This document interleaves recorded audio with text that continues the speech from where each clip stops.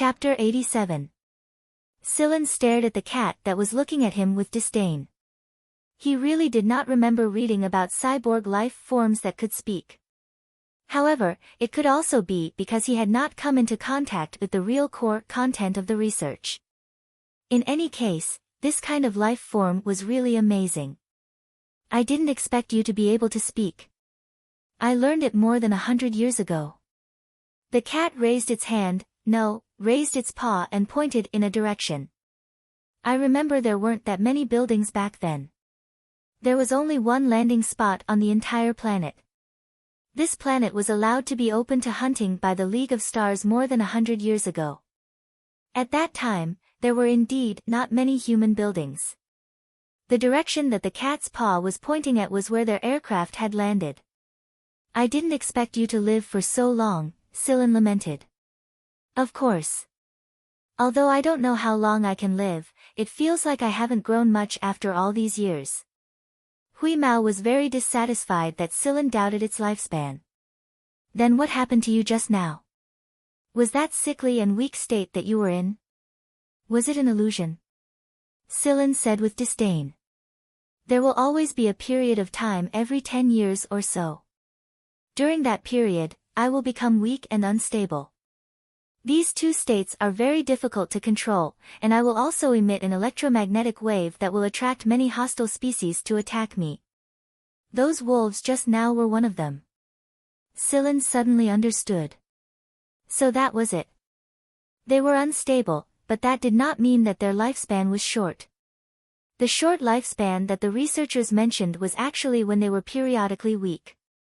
If they attracted a stronger species to attack them, they would definitely die. The cat was still talking to itself. Before, I didn't understand why I would emit that kind of electromagnetic wave uncontrollably, but now I know that it's to attract that white ball.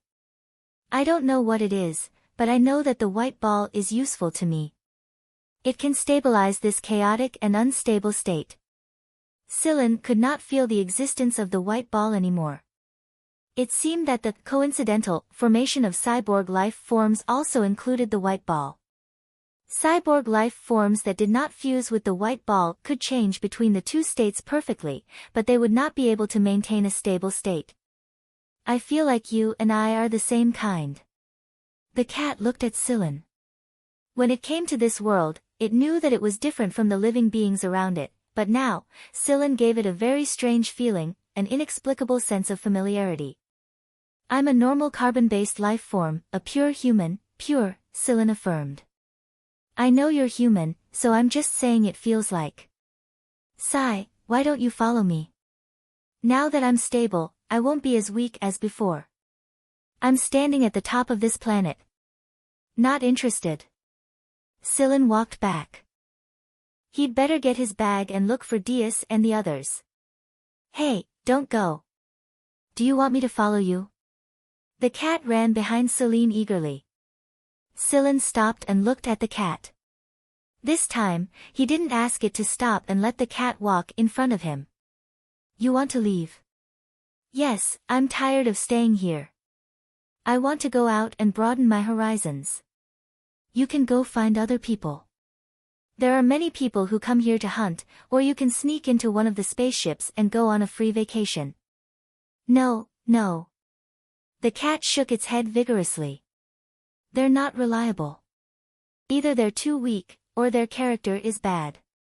Scylla squatted down and looked at the gray cat in front of him seriously. Speaking of which, you did remind me of something. What? I went through a lot of trouble to get that white ball. If I sold it to those crazy researchers, I might be able to get a few $100 million, but you took it from me. No matter what, you have to compensate me. You can follow me, but you have to pay your debt. Pay my debt? Yes. Scylla took out a knife and scratched some numbers on the ground. You know the polar bears on this planet, right? The kind that can sell for about 10,000 galactic credits each. If the money you owe me is converted into polar bears, it'll be no less than 10,000. Of course, some exotic beasts are more valuable. Some are worth more than 1 million each. That way, you'll save more effort. At this point, Sillin paused and looked suspiciously at the cat in front of him, who was staring at the ground and listening to him. Of course, maybe you can't deal with that kind of exotic beast, can't deal with it. It raised its claws. I'll prove it to you. Let me tell you, I've never seen a beast that could withstand 2 of my claws. If it's just a show of swallowing a wolf, then forget it. That's just to show that you have a big appetite. That'll cost me more money. The cat snorted through its nose and looked at its surroundings. Then, it swept its gaze across Sillin once before raising its paw and pointing at its own head. Take out your gun and point it at me. Sillin didn't say much. A cyborg should be very powerful. Who knows, it might really be able to carry guns and block cannons. Bang! A gunshot. The cat was sent flying with a single shot. A gray shadow flew far away. Sillin was speechless. Was this proof? But soon, the gray cat ran over and spat the bullet out of its mouth. The bullet was intact and the medicine inside did not leak out. The most surprising thing was that Sillin had aimed at the cat's forehead and not its mouth when he fired. Right now, the cat's head was perfectly fine, and there was not a single change to it. The bullet, however, had come out of its mouth unscathed. Moreover, this kind of bullet was specially made to deal with large white bears. One shot could break their skin. He didn't expect this guy to be able to withstand it. How is it? Not bad, right? Huimao said proudly. You're not embarrassed to be shot away. It wouldn't have happened if I changed forms. Sillin put away the gun and asked curiously, how did you change into these 2 forms? Even the elements changed. A cyborg was a carbon-based life form when it was in biological form, and its elemental composition was no different from that of a normal living being. However, its elemental composition would change when it transformed into a mechanical form. Sillin had never seen a metal like this even though he had worked with Mohang for a long time. I don't know. I was born with it. I can easily change elements. It continued to be proud.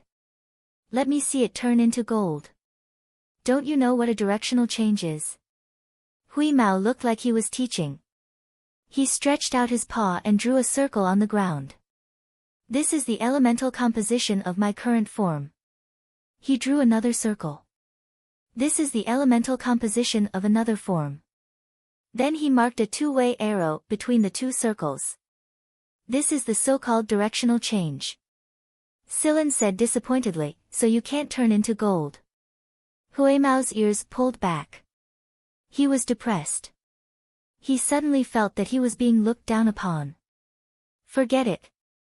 Just make do. Follow me and slowly pay off your debt. At least you might encounter something similar to that white ball. You can perfect yourself, and you won't be sold to a research lab to be dissected by those crazy researchers. The gray cat was about to refute Sillin's earlier words, but it immediately quieted down when it heard Sillin's last sentence. Actually, it wasn't a bad idea. It was just a few 100 million GAL credits, and a couple of valuable alien beasts. Not long after, Huimao realized that he was too naive. Chapter 88. Sillin took out a stack of dark gold items from his bag and started to write. Huimao lay at the side and watched, its tail swaying here and there. It knew the common language of the League of Stars, and the dark gold stack clearly said, receipt. That was why Huimao was very disdainful when Sillin took out this item. It wasn't going to deny it at all. It's just a few 100 million, is there a need to act like this? What's your name? Sillin asked. There's no need to write, Huimao, on the receipt, is there? Hubeilu. What? Hubeilu is the native language of this sector. It's the first language I came into contact with. Hubeilu means overlord. There were originally no humans on this planet, and the first humans to come here were from Sector T itself. That was why this was the first language Huimao learned. Later on, people from other sectors also came here, and in the end everyone used the common language of the League of Stars. Therefore, Hui Mao learned the common language later on. Silen curled his lips when he heard this. Overlord? What a cocky fart. I've only heard of tigers possessing the aura of a king, but I've never seen a cat with the air of a king. Here, it's done. Take a look and see if there's anything wrong with it. If there's nothing wrong with it, just sign your name, or a palm print. Silen passed the written item to Hui Mao. Hui Mao glanced at the number Silen wrote. It was 500 million, but it didn't think much of it. Without looking further, it raised its paw and pressed a palm print on the paper. Ha, all right. 2 copies, one for you and one for me. So that no one will go back on their word. Silen passed one to Hui Mao, but Hui Mao ate it in one gulp. He stood up, stuck out his butt, stretched his back and shook his fur. Then, Hui Mao said, "We can go now, right?" "Wait, there's something I need to tell you." Silen put away the receipt and looked at Hui Mao seriously. "What?" Hui Mao asked lazily. "I am now a member of a hunter group. If you want to follow me, you will not be following me as a member of the hunter group, but as the debtor. In short, I am the creditor, and you are the slave." "Debt slave? It's so awful." The gray cat flicked its ears and said. "Then let's make it a pet. It'll help us conceal our identities." "Pet? I'm a dignified. Then we'll be debt slaves." "I'll still be a pet.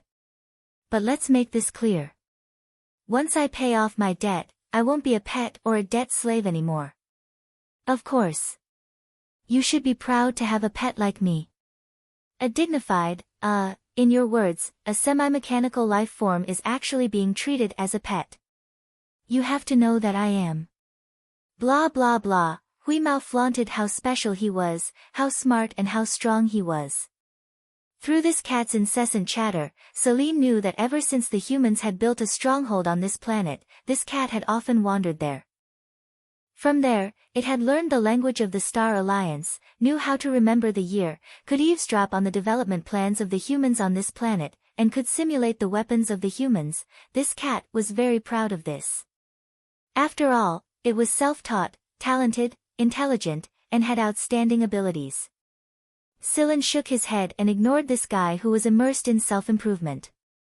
He took out the hoverboard from his bag, unfolded it, activated it, and left. "Hey, wait for me."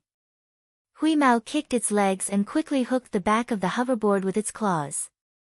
It jumped up and then lay on the hoverboard with its eyes wide open, looking at the ground getting farther and farther away. Its round eyes were shining with excitement. When the time comes, don't casually say that you're a semi-mechanical life form, lest you cause too much trouble. Yes, I know. Hui Mao knew in its heart that the degree of perversion of humans was unimaginable. It was really not easy to find a reliable person, so it had not let humans discover it for so many years. By the time Silen found Dias and the others, they were more or less done with their work. At that time, the communicator could not be used, and the white bears were all lying on the ground. Although Dias also felt uncomfortable, he knew that this was a rare opportunity, so it did not take much effort to deal with the white bears. Tang Qiuqiu was grabbing Ba Dao's uppermost arm and swinging it. Ba Dao freed 2 of his hands to deal with the animal hide, and the other 4 were for Tang Qiuqiu to play with. Seeing Silen coming over, Tang Qiuqiu exerted strength in her arm and swung it in the air, doing a light somersault in the air and landing on the ground. "Brother Silen, you're really something. We've already finished the mission before you came over." Silen laughed and fluttered Tang Qiuqiu's head, purposely messing up her short hair. Tang Qiuqiu did not get angry. She grabbed Silen's fluttering hand and giggled. "How many white bears did you catch?" Silen asked. "A total of 7, and I killed one of them." No wonder she was so happy. When those white bears stood up, they were more than 7 meters tall. It was already very good to be able to kill one, let alone a child like Tang Qiuqiu. Not bad, impressive. Not far away, Yudi, Xiao Sheng, and the others looked at Silen in surprise. He had indeed changed his skin. They could not even recognize him. Even his physique had changed. He was more muscular and not as frail as before. Hui Mao was dissatisfied that he was ignored. He jumped down from the hoverboard and walked elegantly to the side to watch the people deal with the white bears. He had eaten countless of these white bears. It was no less than the number of white bears hunted by the hunters every time the planet opened up for hunting. He did not expect that their skin could be sold for money. Sigh, he had to be more careful in the future. He had to divide the parts that could be sold for money and eat the rest of the meat. Hey, there's a cat. Brother Silan, where did you get this cat? Tang Qiuqiu asked as she looked at Hui Mao, who was strolling leisurely in the field. I picked it up. Why did you pick up a cat? It's a kitten. With such a small size, it probably won't survive for long in the forest. You went for a walk just to pick up this kitten? Carrie said. Hearing Carrie's words, Hui Mao turned his head and looked at him with disdain. Yo, that guy actually looked down on me. That was a look of disdain, right?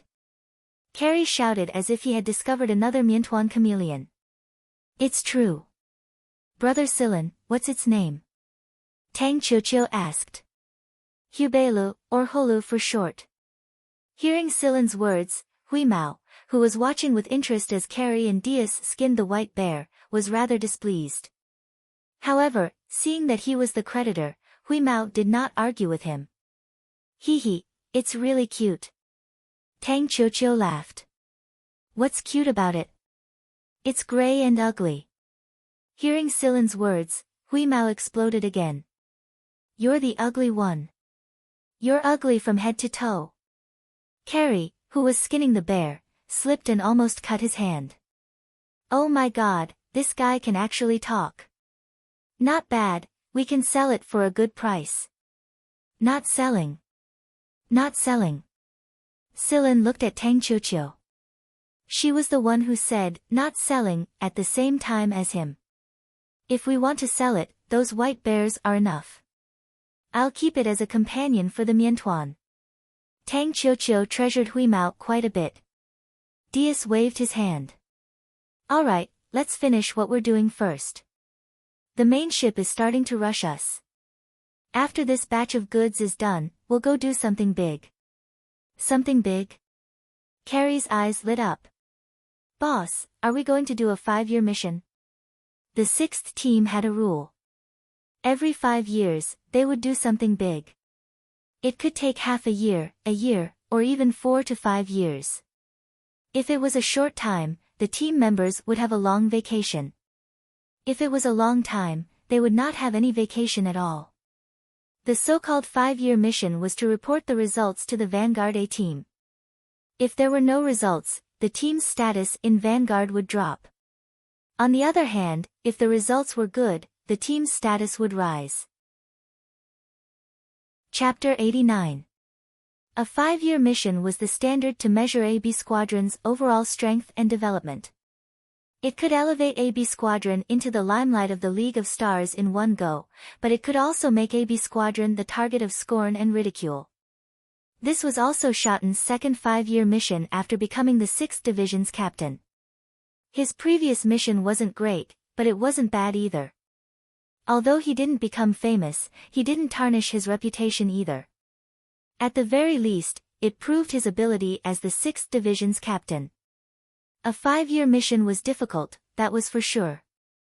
They might encounter an unprecedented crisis, and no one could guarantee that they would survive a 5-year mission unscathed, not even the captain or the second-in-command. Losing a group of people, but at the same time, training a group of people. The hunter group had grown through such repeated training. Hunters were used to wandering on the edge of life and death all year round. It was precisely because they were used to this kind of excitement and a life of adventure that when they heard that there was a dangerous mission, they didn't show any anxiety or panic. Instead, they showed unbearable excitement, especially the veteran hunters. After receiving Dias's affirmation, Callie and the others cheered. They didn't have much experience in the previous 5-year mission, and they hadn't enjoyed following behind their seniors. This time, they would enjoy it to the fullest. Thinking of this, Carrie and the others sped up their work. Sillin joined in as well.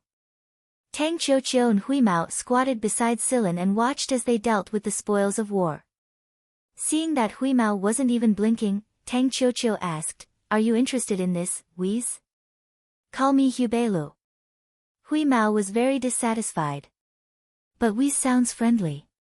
"Friendly?" Hui Mao was instantly elated. He no longer cared about how Tang Qiuqiu addressed him. However, he didn't mention that he owed money either. Calling him a debt slave was too embarrassing. After dealing with the white bear, everyone returned to the temporary base. After tidying up, they boarded the spaceplane and returned to the starship docked at the spaceport. Hui Mao walked back and forth on the starship with his tail raised, as if he was patrolling his territory. Behind Hui Mao, the Miantuan eagerly followed. It was not easy to find a fellow on the ship who was not a human like himself. The Miantuan was still very excited. At least he would have someone to share his fate with if he caused trouble in the future. Although the 5-year mission had yet to begin, the people on the starship were not idle. They checked the food storage, energy storage, weapons, and equipment. They also had to carefully inspect the starship. All the old parts had to be replaced. Since they were going to do something big, they could not afford to make any mistakes. Details determined success or failure. Sillin and the engineering team member on the starship were inspecting the starship together. The person in charge of engineering on the starship, Enji, was also an octopus. Unlike Ba Dao, who was robust, Enji was on the skinnier side. Although an octopus was tall, in terms of weight, Enji might not be able to match up to Sillin. There were many people like Enji. They would not rush to the front lines of battle but were part of the logistics team. Of course, the technicians who could stay in a hunter regiment were not ordinary people. At the very least, they would not be lacking in courage. Whenever there was a need, they would pick up a gun and go to the battlefield. During the maintenance, Enji and Sillin exchanged their insights. Enji really admired Sillin as a young man. Although he was young, he was truly talented and knowledgeable. He was able to see through the key points of some machinery's structure with just a glance, and Sillin was also able to listen to opinions and suggestions humbly. It was pretty good for someone his age. Enji's 6 arms were busy. Some were holding tools, some were holding parts, and some were holding instruments. Sillin was recording at the side. "Alright, this area is done. Let's take a break before we proceed to the next area for inspection." Taking the water from Sillin, Enji gulped down 2 mouthfuls. He caught his breath and looked at Sillin's recording. Not bad. Very professional recording. Enji was not stingy with his praise. He unfolded a chair and sat down, placing the tools into the toolbox one by one. "Brother Enji, what's that?" Sillin pointed at Enji's tool and a small piece of reddish-brown crystal inside. "Oh, this." Enji smiled. He picked up the small piece and handed it to Sillin. "Look carefully. Can you guess what it is?" Sillin took the small piece of crystal. This small piece was only half the size of a thumb. Resin? Sillin could distinguish the main components of this thing. At the same time, he saw a creature buried in the bread. It was less than a centimeter long, and its body was semicircular. It had many pairs of legs and a pair of chelicerae. It looked somewhat ferocious. "I've never seen this kind of creature. There are many kinds of creatures in the universe. It's normal not to have seen one." Enji smiled. "Can you guess where the worm inside came from?" Sillin shook his head. Although many creatures could be speculated about their living environment based on their body shape, more creatures could not be imagined. Sillin's intuition told him that the creature buried inside was not simple. Enji chuckled. He took the reddish-brown small piece, rubbed the surface with his fingers, and sighed. "This is a parasite." "Parasite?" Scylla knew that Enji was not talking about human parasites, but parasites that lived on starships and spaceships that traveled in the universe. Yes, this is also something we have to pay special attention to every time we repair the starship. We also have to check it from time to time during long-distance flights. Once we find a parasite, we have to eliminate it in time. Otherwise, there will be endless problems in the future. Just a little bit like this can destroy a huge starship. They can withstand cosmic rays, withstand the vacuum environment, and are firmly nailed to spaceships. Many of the substances they secrete can corrode spaceships. Although it is not visible for a while, it will be troublesome after a long time. When it is really discovered, it will be too late. Do you know what will happen if a hole suddenly appears on a starship when it is flying in the universe and there is no time to repair it? Scylla trembled unconsciously. How terrifying. They will also damage some key parts of the starship, whether it is the weapon system, the energy transmission tubes, or some interfaces. They may become their habitat. There are many kinds of parasites in the universe, and their preferences are different. Some like places with active energy, and some like places with oxygen. In short, what we need to do is to check the starship regularly to prevent future problems. Enji flicked the small piece in his hand and caught it again. Every time we do this, we will prepare an embedding fluid. Small parasites like this can be buried in the embedding fluid, just like amber.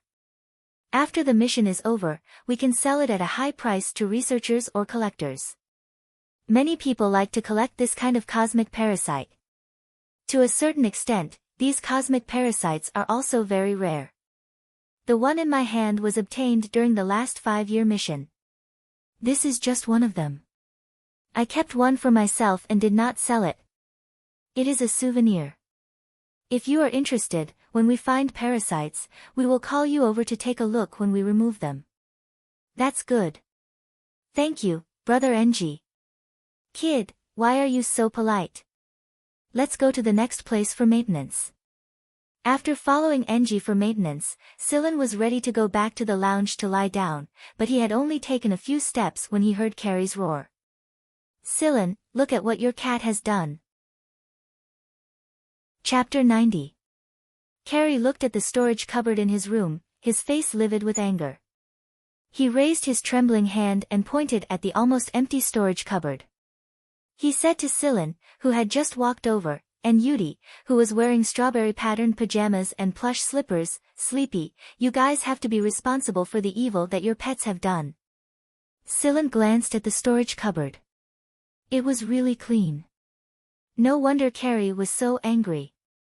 Yudi yawned and said without the slightest sense of guilt, "I told you to remember to lock the food cupboard. Who can you blame if it's stolen? How was that reasonable?" Carrie was so angry that his eyebrows were almost raised. "I locked it." "What about the door?" The door was not locked. Seeing Carrie's constipated look, he knew that he must have forgotten to lock the door again. Yudi said lazily, "How many times has it been? I can only say that you are stupid and have no sense of worry."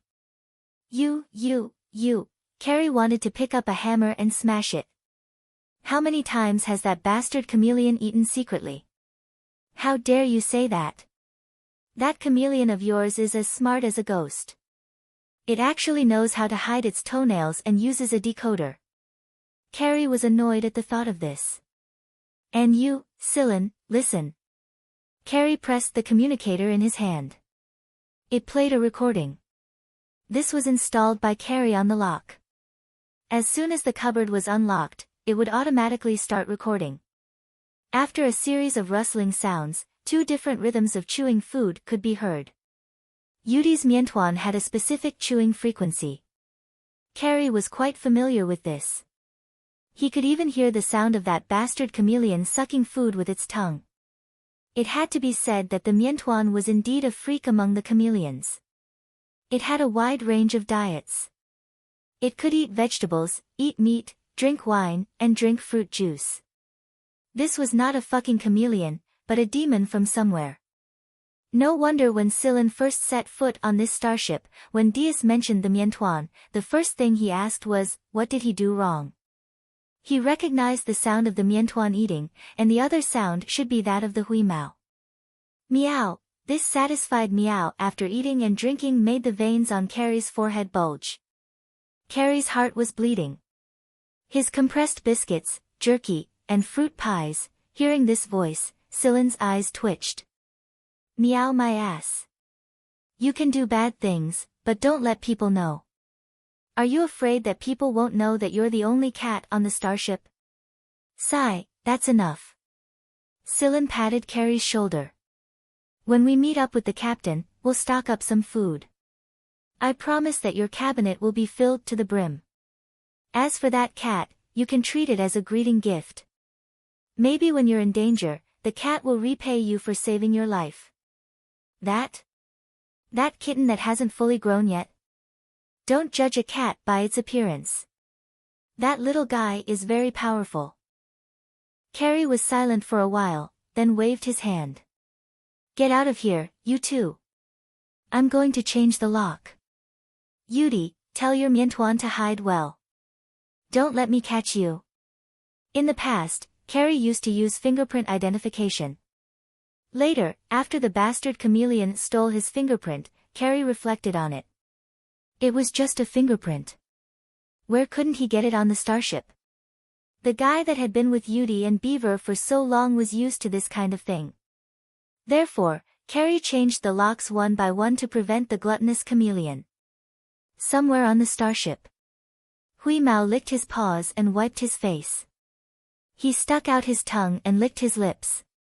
He looked at the Miantuan. Are there any food scraps? The Miantuan shook his head.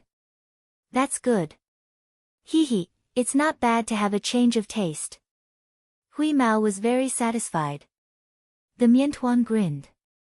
Finally, he had a companion to eat with him. The Miantuan nestled in Yudi's room. It was a lush small tree that was only half the height of a person. However, it was full of leaves. The Miantuan liked to sleep on it.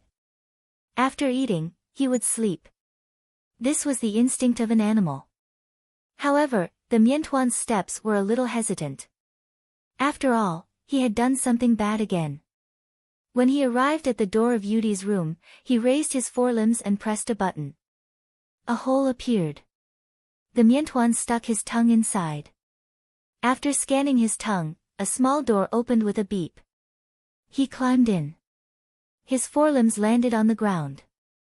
When he looked up, he saw Yudi waiting for him. Hurry up and get in here. Close the door. I have something to ask you. Yudi's voice sounded calm. The Miantuan moved in slowly. After the small door was closed, he still leaned against the wall. His eyes darted around, but he didn't look at Yudi. You were caught by Carrie again for stealing food today. The Miantuan's body stiffened and he lowered his head. When you open the lock, remember to check if there's anything else installed on the lock. After a pause, Yudi said, You didn't open the lock on Carrie's cabinet, did you? I remember Carrie changed the lock with multidimensional encryption.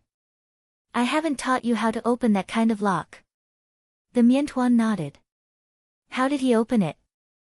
Yudi took out an electronic drawing board. The Miantuan walked over and started to draw on it with his limbs. It was hard to imagine a dragon could use its limbs so flexibly. Looking at the drawing on the drawing board, Yudi's eyes flashed and he smiled. Get along well with that cat in the future. It'll benefit you greatly.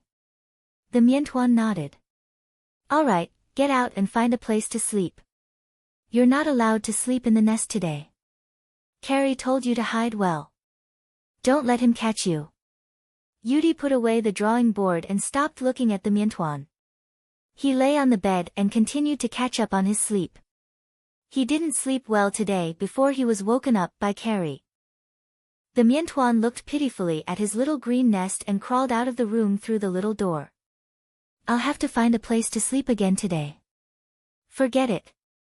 I'll go find that cat. At least I'll have a companion to share the punishment with when Carrie catches me. Hui Mao didn't fare much better either. He was taught a lesson by Silen, and he even owed him a favor. However, the guy only felt depressed for a moment before he curled his body into a circle and slept soundly. The sixth team's target this time was Sector Z. It was one of the 3 most dangerous and undeveloped sectors in the League of Stars.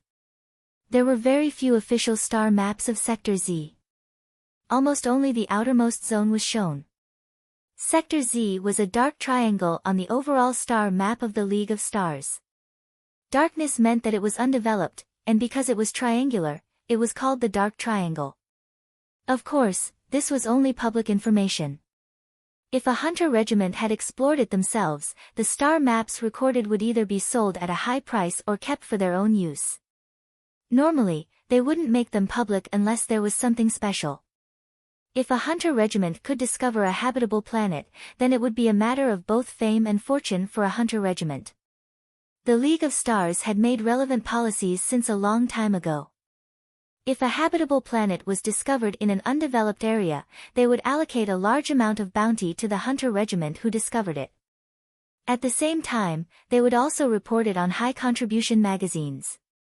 It was enough to increase the hunter regiment's fame, and some would even allow the hunter regiment to name their own planet. The reason the 4 great hunter regiments were so famous was because they appeared so frequently in magazines that they outshone the other hunter regiments. Shotton's choice of Sector Z was also made after careful consideration and a show of hands by the 6 lieutenant commanders. If they wanted to increase their influence now, they had to produce results. Other than the discovery of habitable planets, the places that truly contained great treasures were the undeveloped areas. Danger and opportunity coexisted. Chapter 91. By the time Sillin and the others had arrived at the rendezvous point Shotton had mentioned, the other 5 squads had already returned to their respective squads. After they had merged their starships with the 6th squad's main starship, they reported their hunted goods and traded them to the buyers they had already contacted. However, Sillin didn't need to do anything about it. Right now, he was sitting in his room reading a book. It was a book about space parasites he borrowed from NG. There were a lot of things that couldn't be found on the Federation's major online platforms, and normal electronic publications wouldn't record too much about them. Some of the truly useful things required permission to read. Sillin's current identity as a hunter couldn't read some official documents. Hunters usually kept their belongings to their own people and wouldn't easily make them public. The book in Sillin's hands belonged to Vanguard, and it wasn't announced to the public. This book was more like a notebook. It was something that the person who wrote it down. Although it wasn't the original, at least all the notes were copied exactly the same. Sillin could see the mood of the person who wrote it at the time from the handwriting. The person who wrote this notebook was called Komunidin, but NG only said that it was left behind by a deceased senior. He didn't explain too much about Komunidin, but Sillin could roughly guess the person's identity from the contents. From some of the things recorded in the notebook, Sillin knew that Komunidin was a member of the 3rd B Squadron. He was probably an engineer on a starship like NG, but his position was higher than NG's. This was because Komunidin had mentioned the 3rd B Squadron's commander Nada more than once, and it seemed like he had a good relationship with Nada. The problem was that the current commander of the 3rd B Squadron wasn't called Nada, but Falvi. That being said, 47 years was enough for the masses of humanity to welcome a new generation. Judging from the ephemeris recorded in the notebook, this notebook had been around for a while. The last record was 47 years ago, and there were no other records after that. There were a lot of pictures in the notebook, and they were all of the parasites Komunidin encountered when he was in the 3rd B Squadron. There were also annotations and explanations at the bottom of the pictures, stating the habits and hobbies of the parasites shown in the pictures. As Sillin was reading, the doorbell rang. It was Carrie, whom he hadn't seen for a long time. Although he was waiting outside, Carrie's face was full of excitement. "What? Did you win the prize? You look so happy." Sillin closed the book and said to Carrie who came in. "Hee, I have something to show you." Carrie took out his laptop and brought up a 3D projection. "Look, new equipment. Do you feel domineering?" This time, the captain is really going all out," Carrie said excitedly as he switched images. Just looking at the image alone was enough to shock Sillin.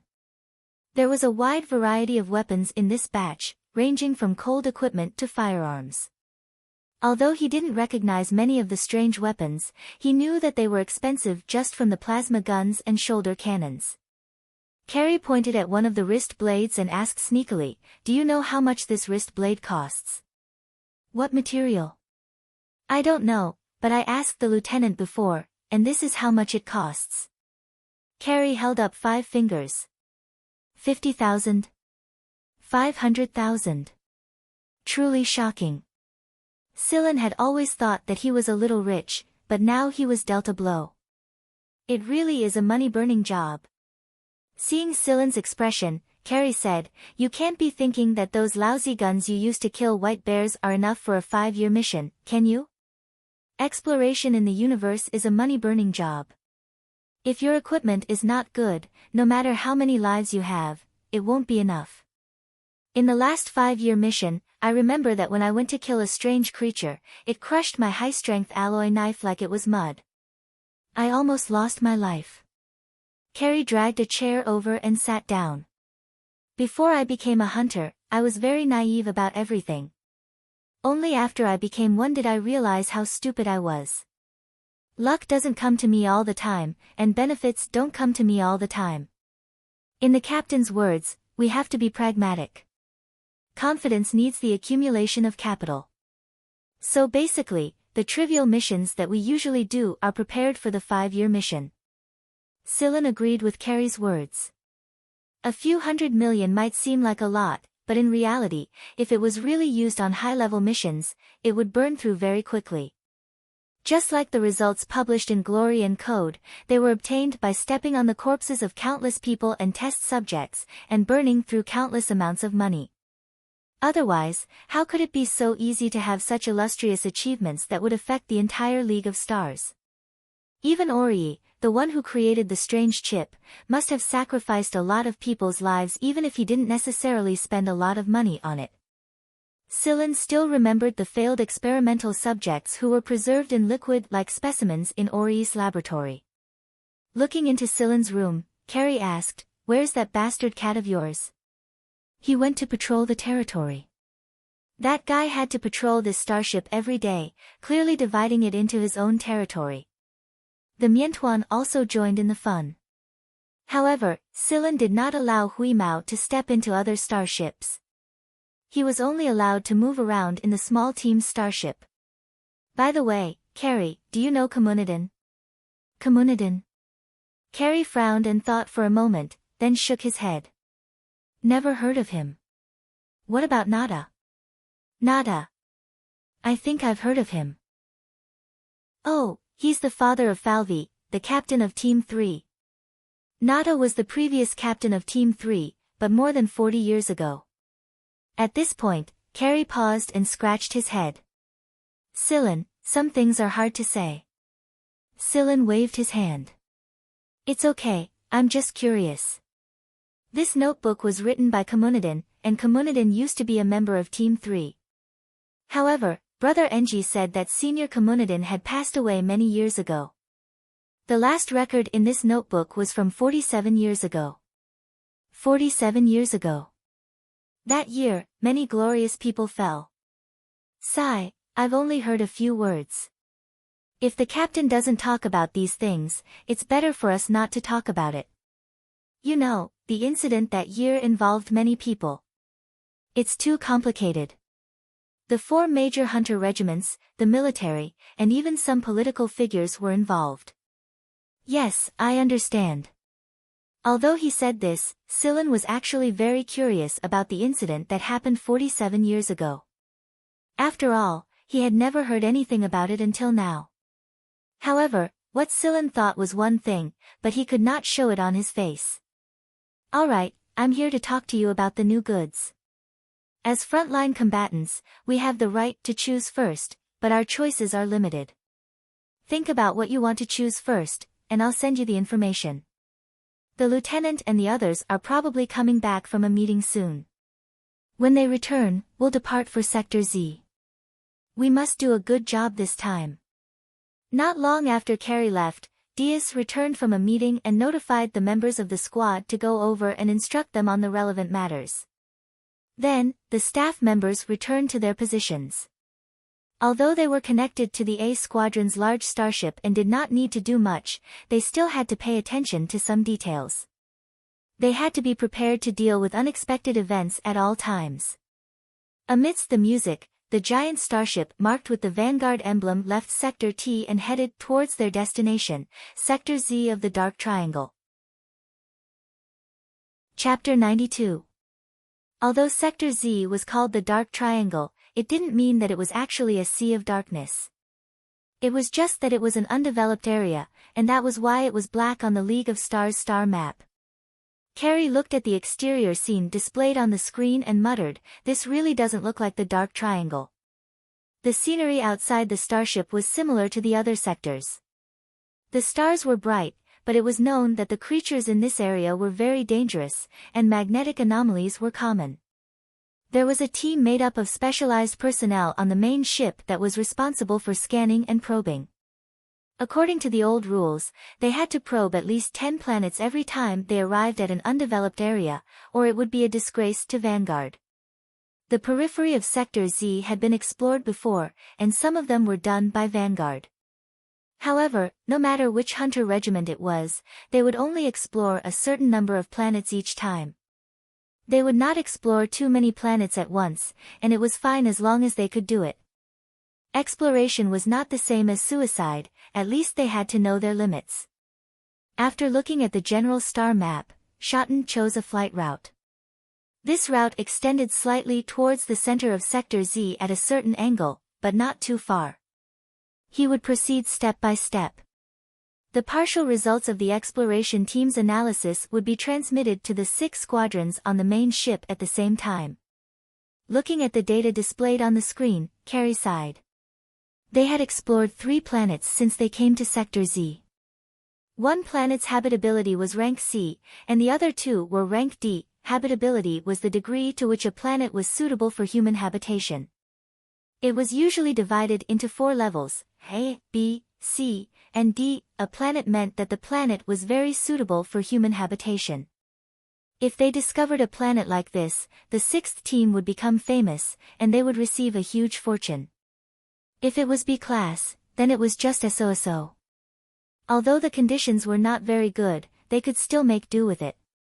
It should be noted that many planets with rank B habitability were not very suitable for human habitation, but they were suitable for other life forms. Therefore, many large families would buy these planets for special breeding purposes. Rank C meant that the planet was not suitable for human habitation.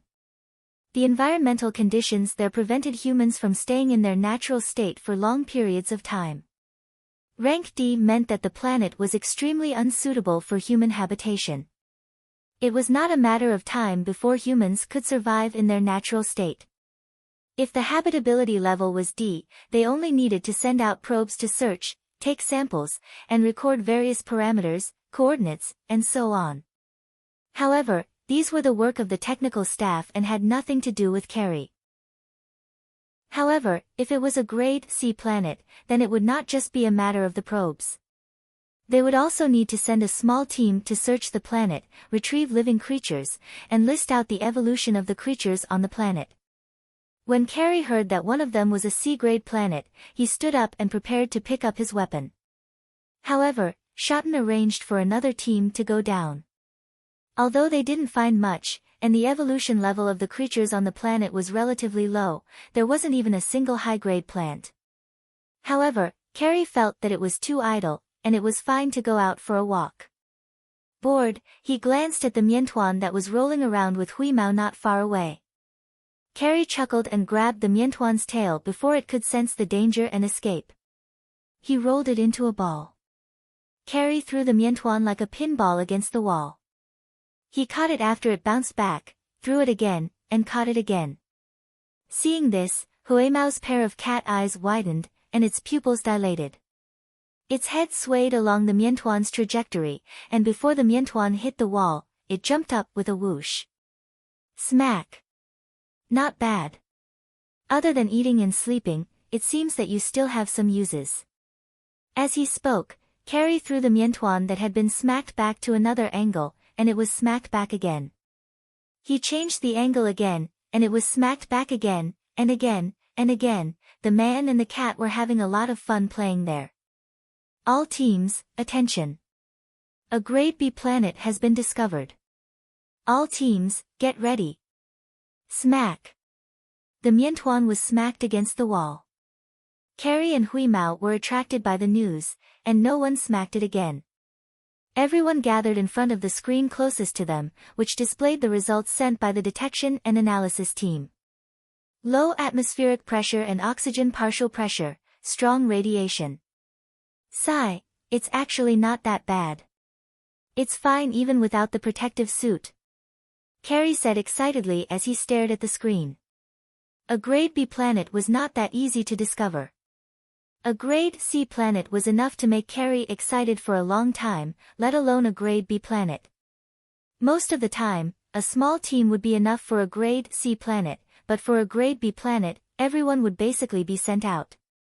Through the pictures, analysis data, and various parameters sent back by the detector, everyone started to make preparations. Each of the 6 teams had to send out a team in advance. When Tang Qiuqiu saw that Silin, Xiao Shang, Ba Dao, and Carrie were all in the advanced team, she wanted to go with them, but Diaz rejected her and asked her to go with the second team. A grade B planet meant that there were a lot of advanced creatures. No matter what level they evolved to, whether they were similar to humans, and no matter what level their civilization had developed to, they could not be underestimated. Even plants could eat humans sometimes.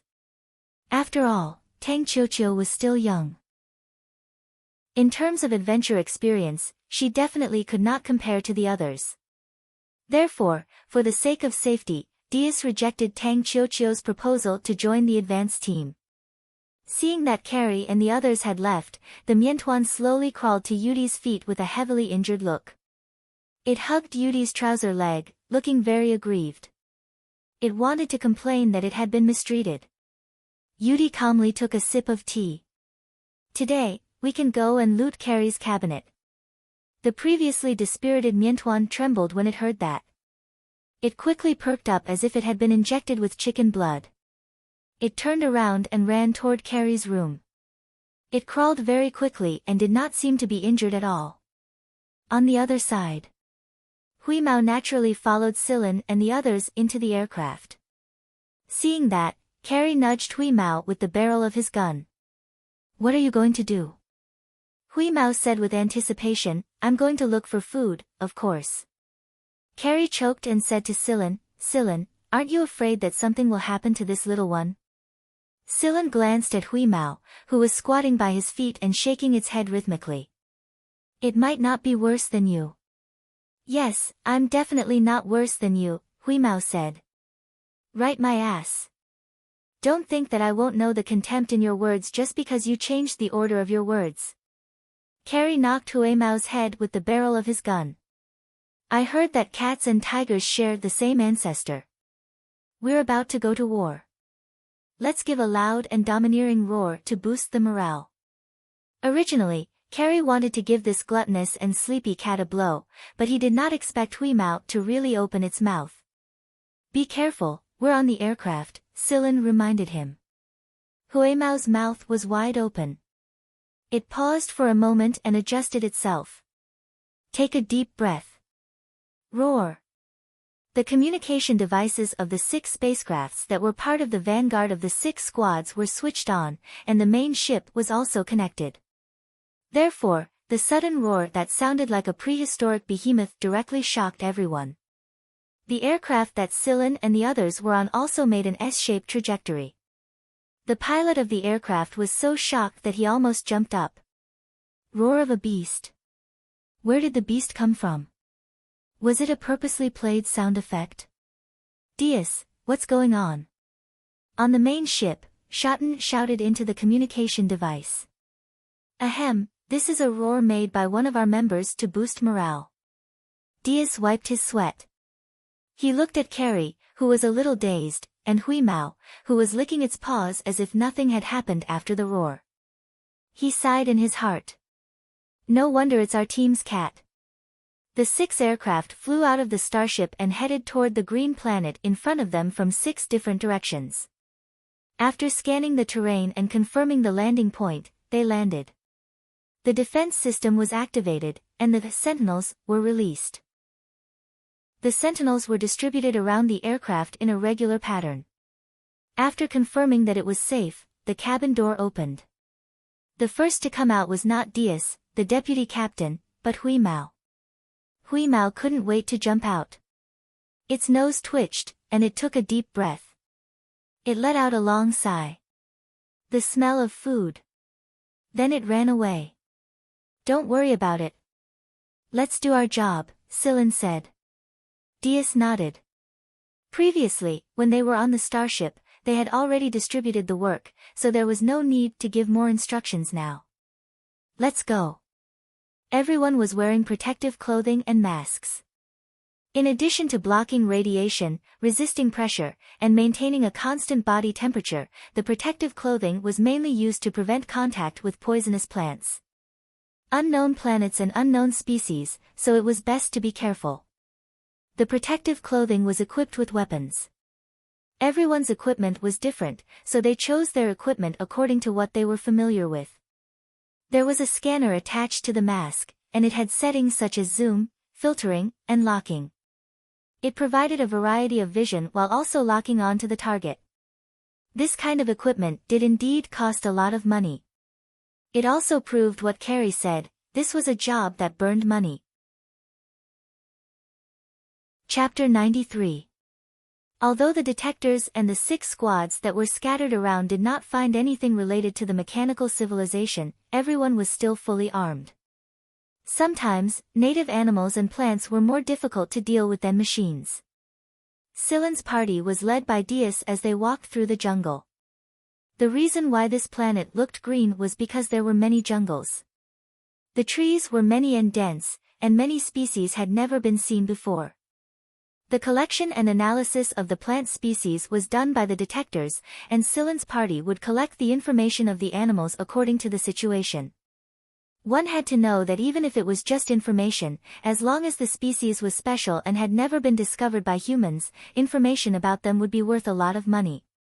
The results of the sensors would be displayed on the mask, and the humidity, temperature, and pressure of the surrounding air would also be displayed. There were birds flying over the forest, and they were very fast. Through the instantaneous capture and analysis of the images, they could tell that these birds were similar to eagles, but they were slightly different. Moreover, their cries were sometimes high and sometimes low, sometimes sharp and sometimes low, and sometimes long and short. Stepping on the thick leaves on the ground, the group walked carefully. Silen loosened the mask and took a breath of the surrounding air, distinguishing the mixed smell in the air. The main tree species in the forest was a large tree that had never been seen before. Diaz chopped down a large tree that was growing relatively well. The tree was very hard, and it would be very suitable for some manufacturing. The horizontal cut of the trunk showed its growth rings. They were very dense, and there was not much space between each ring. Diaz sent the image of this cross-section of the tree rings to the spaceship, and the people on the spaceship sent the information to the starship outside the planet. There would be specialized personnel to collect and analyze the information. "Yo, the flowers on that tree are quite beautiful," someone said. There was a tree not far away. It was not too tall, but it was very thick. The center was about 5 meters tall, and the diameter of the trunk was about 1 meter. There were many branches, distributed on both sides like open wings. The leaves were very thick, and there were some dark brown dots on the trunk, arranged vertically on the trunk. What was strange was that there were some vine-like things on the trunk. One end of the vine was connected to the trunk, and the other end was filled with beautiful red and white flowers. The red and white petals seemed to be arranged by a thin layer of scales. The scattered light from the leaves above shone on the flower and was reflected by the scales. It was like the bright starlight in the universe. Just looking at it gave people the urge to reach out and pick it up. Scylla sniffed the air. There was a slight licky smell in the air, like a temptation. If it was an ordinary person without a mask, they would definitely not be able to resist this temptation and walk forward. Although the flowers were beautiful, no one walked up to them. Although the flowers gave people a breathtaking feeling at first glance, based on experience, the more beautiful the flowers were, the more murderous they were. Carrie chopped off another section of the tree that Diaz had cut down and threw it at the tree. Almost at the moment when this section of the trunk touched a flower, the surrounding branches that spread out like wings closed at lightning speed, imprisoning the prey. At the same time, with a whooshing sound, Scylla and the others saw a row of sharp thorns piercing through the trunk. Those sharp thorns were the dark brown dots that they saw on the trunk earlier. And from this series of reactions, it could be seen that this arrangement was simply a natural trap. The group of people shivered. The trunk was very hard, but those sharp thorns easily pierced through it like tofu. It could be seen that the hardness was extraordinary. Diaz waved his hand, and the group continued to walk forward. The more they walked, the stranger they felt. Other than a small number of lethal plants, this forest was actually considered safe, and there were not many poisonous plants. However, other than some small insects, it was too quiet. This kind of silence was not in terms of sound. After all, there was the occasional sound of insects flapping their wings and birds flying in the sky from time to time, but their figures were blocked by the increasingly dense branches. This kind of silence meant that after walking in this forest for so long, they did not see a slightly larger animal. Rabbits, monkeys, wild boars, mice, and whatnot. Based on past experience, the group also looked for some places that might have animal caves, but still did not find any. There were no animals in such a good environment. That was impossible. Some of the images taken by the probes in space around the planet had seen a few large and ferocious animals. It could be said that although this planet did not develop a mechanical civilization, the species evolution had also evolved to a relatively high level. Diaz was puzzled, and he had an inexplicable sense of crisis. He had always trusted his intuition, and his intuition told him that this situation was very bad. They were now deep in the forest, and the deeper they went, the more they felt that there was a big mouth waiting for them. While the group was thinking, the sensors sounded an alarm. Through the scanning area displayed on the masks, the group discovered that some things were coming towards them. There were more than 30 of them, which was 3 times the number of people they had, and they were moving very fast. Without needing Diaz to say anything, the group formed a formation, and the weapons in their hands were ready. As they got closer, even without the face scanner, they could hear the sound of those things running and the low growls they made. Bang bang bang bang. Before those things completely came into sight, the group opened fire. If they waited until they really saw them before firing, it would be too late. Everyone was an experienced hunter. Even new members like Scylla, Ba Dao, and Xiao Shang had a lot of experience, so they did not panic at all in this situation. Their hands holding the guns were steady, and their aim was good. With the positioning signal on the masks, although it was not 100%, it was definitely 99% accurate.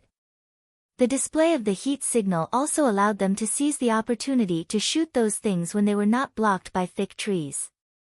After so many years of experience, they tried to minimize the wastage of ammunition. However, this time, they had no choice. After shooting those things, they didn't die. Although there was a moment of pause, they were still full of momentum. It seemed like they wouldn't give up until their last breath. Diaz calculated that it would take about 5 bullets to kill one of them. He was sure that he had hit the heads of those things every time, but they did not die. They would only stop after the 4th or 5th bullet. Perhaps they were dead, but Diaz was not sure. Based on the speed of those things, the gap of 4 or 5 bullets was enough for them to get closer. Moreover, there were only 12 people on their side. Not everyone could kill 3 of those things before they reached them. Scylla had already killed 2 of them. His firing rate was very fast, so fast that the others suspected that he was wasting ammunition. In fact, according to Silen's heat signal, as long as those things were not blocked by trees, even if it was only for a moment, Silen would shoot them. He even calculated the speed of the bullets and the running speed of the things, so it was almost accurate. Moreover, Silen had locked onto 3 of them at the same time. When the others killed one, he was already on the third. Finally, the first one jumped out of the bushes. Silen and Xiao Sheng shot it almost at the same time. Probably because it had been shot before, it was shot twice more before it fell to the ground. Diaz did not have the time to take a closer look at these things. With just a quick glance, he knew why these guys were so resistant. Chapter 94. That thing looked very strange. Its head was simply too small compared to its entire body, and a thick layer of hardened keratin almost covered its entire head. At the back of its head, the keratin layer and bony plates extended backward, covering 1/3 of its torso. It was spread out at a certain angle, so that it could easily block all the attacks from the front. The parts that were not covered by the hardened keratin layer looked extremely thick. Although the 2/3 of its torso did not have thick keratin armor, there were many protruding thorns, making it look even more ferocious. Their legs were thick and short, and the soles of their feet were shaped like hooves. Overall, they looked very cumbersome, but no one would have thought that such a seemingly cumbersome fellow could run so fast. This thing was very well armed. Some people had once said that small animals had low intelligence. In order to survive, they would evolve their bodies into a strict defensive state, making up for their lack of intelligence with the defense of their bodies. Silen did not know if these things had high intelligence, but even if they were not, they were definitely not idiots. When they attacked, they aimed their heads at the enemy and attacked in a straight line. They tried not to expose the parts of their torso that were not covered by the hardened keratin layer. Although it was only a short glance, everyone had their thoughts. After all, they were veterans, so there was no need to say much. They adjusted their angles and continued to shoot. This time, the focus was on their legs. If they were accurate, one bullet would be able to make them lose their ability to move. In fact, it was not a bad idea to shoot their limbs, but the bushes and some dense grass in the forest covered their thick and short limbs very well. Even the heat sensor might not be able to accurately sense them all the time. Fortunately, there were only about 30 of them. If there were more, they would have to fight in close combat. When they finally got rid of these guys, everyone let out a temporary sigh of relief. However, they did not dare to relax too much. Temporary peace did not mean temporary safety. A few people walked over and shot the ones that were still breathing. Diaz walked towards the closest one. This one was the closest to them, so it was also the one that suffered the most. Looking at the thick keratin covering that thing's head, Diaz fired a shot. Seeing the effect of this shot, everyone was speechless. Based on the gun in his hand, a single shot was enough to leave a huge hole in the chest of those polar bears, but when it hit this thing, it only took off a piece of its skin. If he shot the same spot a second time, he would be able to penetrate the skin, but he didn't know how deep it would go and how much damage it would cause. After all, when it was alive and in a state of attack, the tension of its muscles was different. Perhaps it had some life-saving skills. If there's another wave of these things, we might have to use armor-piercing bullets, someone sighed. Micro-armor-piercing bullets were not used to deal with armored vehicles or some armed aircraft. Instead, they were specifically used to deal with creatures covered in armor, including humans and some other creatures. However, everyone had a limited number of armor-piercing bullets, so they hadn't used them before. I really didn't think that there would be such well-armed creatures on this planet. That hardened stratum corneum and bony plates are way too hard. If these things were as dense as rats. Carrie didn't finish his sentence, but everyone shuddered at the thought. How terrifying. As Carrie spoke, the detector sounded an alarm again. This time, it sounded very urgent. This alarm meant that a foreign life form was approaching. It was the same as the previous alarm, but the previous alarm didn't sound this urgent. What's going on? Someone said. Everyone entered a state of high alert. But not long after, black bugs the size of a fist burrowed out of the ground. These bugs crawled out of the places where the dead creatures were lying. The black bugs burrowed into the wounds of the horny creatures. Not long after, a large number of black bugs wrapped around the creatures, and then the pile of creatures shrank at a speed visible to the naked eye. When these bugs finished eating and burrowed back into the ground, all that was left was a layer of stratum corneum and bone. These were the forest's cleaners. As long as any animal died, they would burrow out of the ground and eat the dead animal. Then, they would return to the ground and hibernate, waiting for the next feast. Carrie let out a long sigh of relief. That scared me. As soon as he said that, the alarm sounded again. This time, it wasn't urgent, but that didn't mean it would be easy. Fuck. There's no end to it. Carrie said angrily. Sillin frowned. He had just heard the sound of a bird.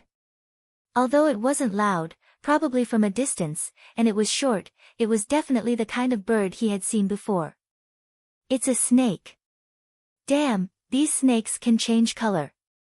Through the scanning, the mask revealed the true appearance of the newcomers. It was difficult to accurately spot these snakes with the naked eye. Snakes were temperature-changing creatures, different from the heat signals released by the horny creatures. But the scanning device still displayed them perfectly on the mask, so everyone could know the specific location of these snakes. Fuck, why are there so many snakes? I didn't see a single one before. Why did so many suddenly appear? That's right, why? Everyone was puzzled. But while they were puzzled, they still had to deal with it. Since it was just snakes, there was no need to retreat. Don't use the flamethrower. Use ultra-low temperature condensation, Diaz said. Got it. Everyone took out a tube-shaped object. When the snakes came within 15 meters of them, they pressed the button on the tube, and white mist sprayed out. When the snakes came into contact with the white mist, they instantly hardened and froze. If the snakes behind wanted to come over, they could only go around the frozen snakes in front. Because even if they hadn't come into contact with the frozen snakes, the previously active snakes couldn't take it anymore. The temperature was too low. With the ultra-low temperature condensation, it didn't take much effort for the group to freeze the snakes. After the snakes were frozen, they smashed them with telescopic sticks.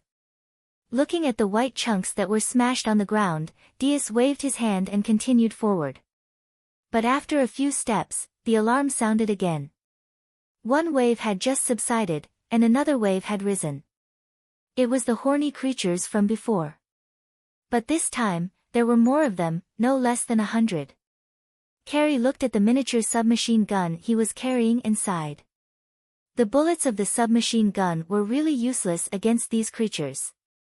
It was better to change to armor-piercing bullets. Retreat, Diaz said immediately. This kind of environment was too disadvantageous for them. At the same time, Diaz also sent out a distress signal, asking for help. He also sent some information about these horny creatures. Outside the planet, on the starship, Schotten looked at the situation of the 6 teams on the screen. Of the 6 teams, 3 had sent out distress signals. Schotten estimated that the remaining 3 teams wouldn't have it easy either. It was only a matter of time before they called for help. Second team, get ready. After giving a few instructions to the people beside him, Schotten took his equipment and went to support the second team. Excluding the spikes on their backs, these horny creatures were about a meter tall, while the creatures behind them were more than twice the size of the horny creatures. If these horny creatures were partially armed, then the ones that came later were fully armed. Damn it, these guys are wearing armor again. Moreover, the armor was a lot more difficult to deal with than those guys who only had their heads and torsos equipped. Its body was covered with a hard, red, and black substance that looked like a crystal. From its appearance, it looked a little like a leopard. Carrie took out another type of bullet. This type of bullet looked similar to the armor-piercing bullet, but the color of the bullet was different.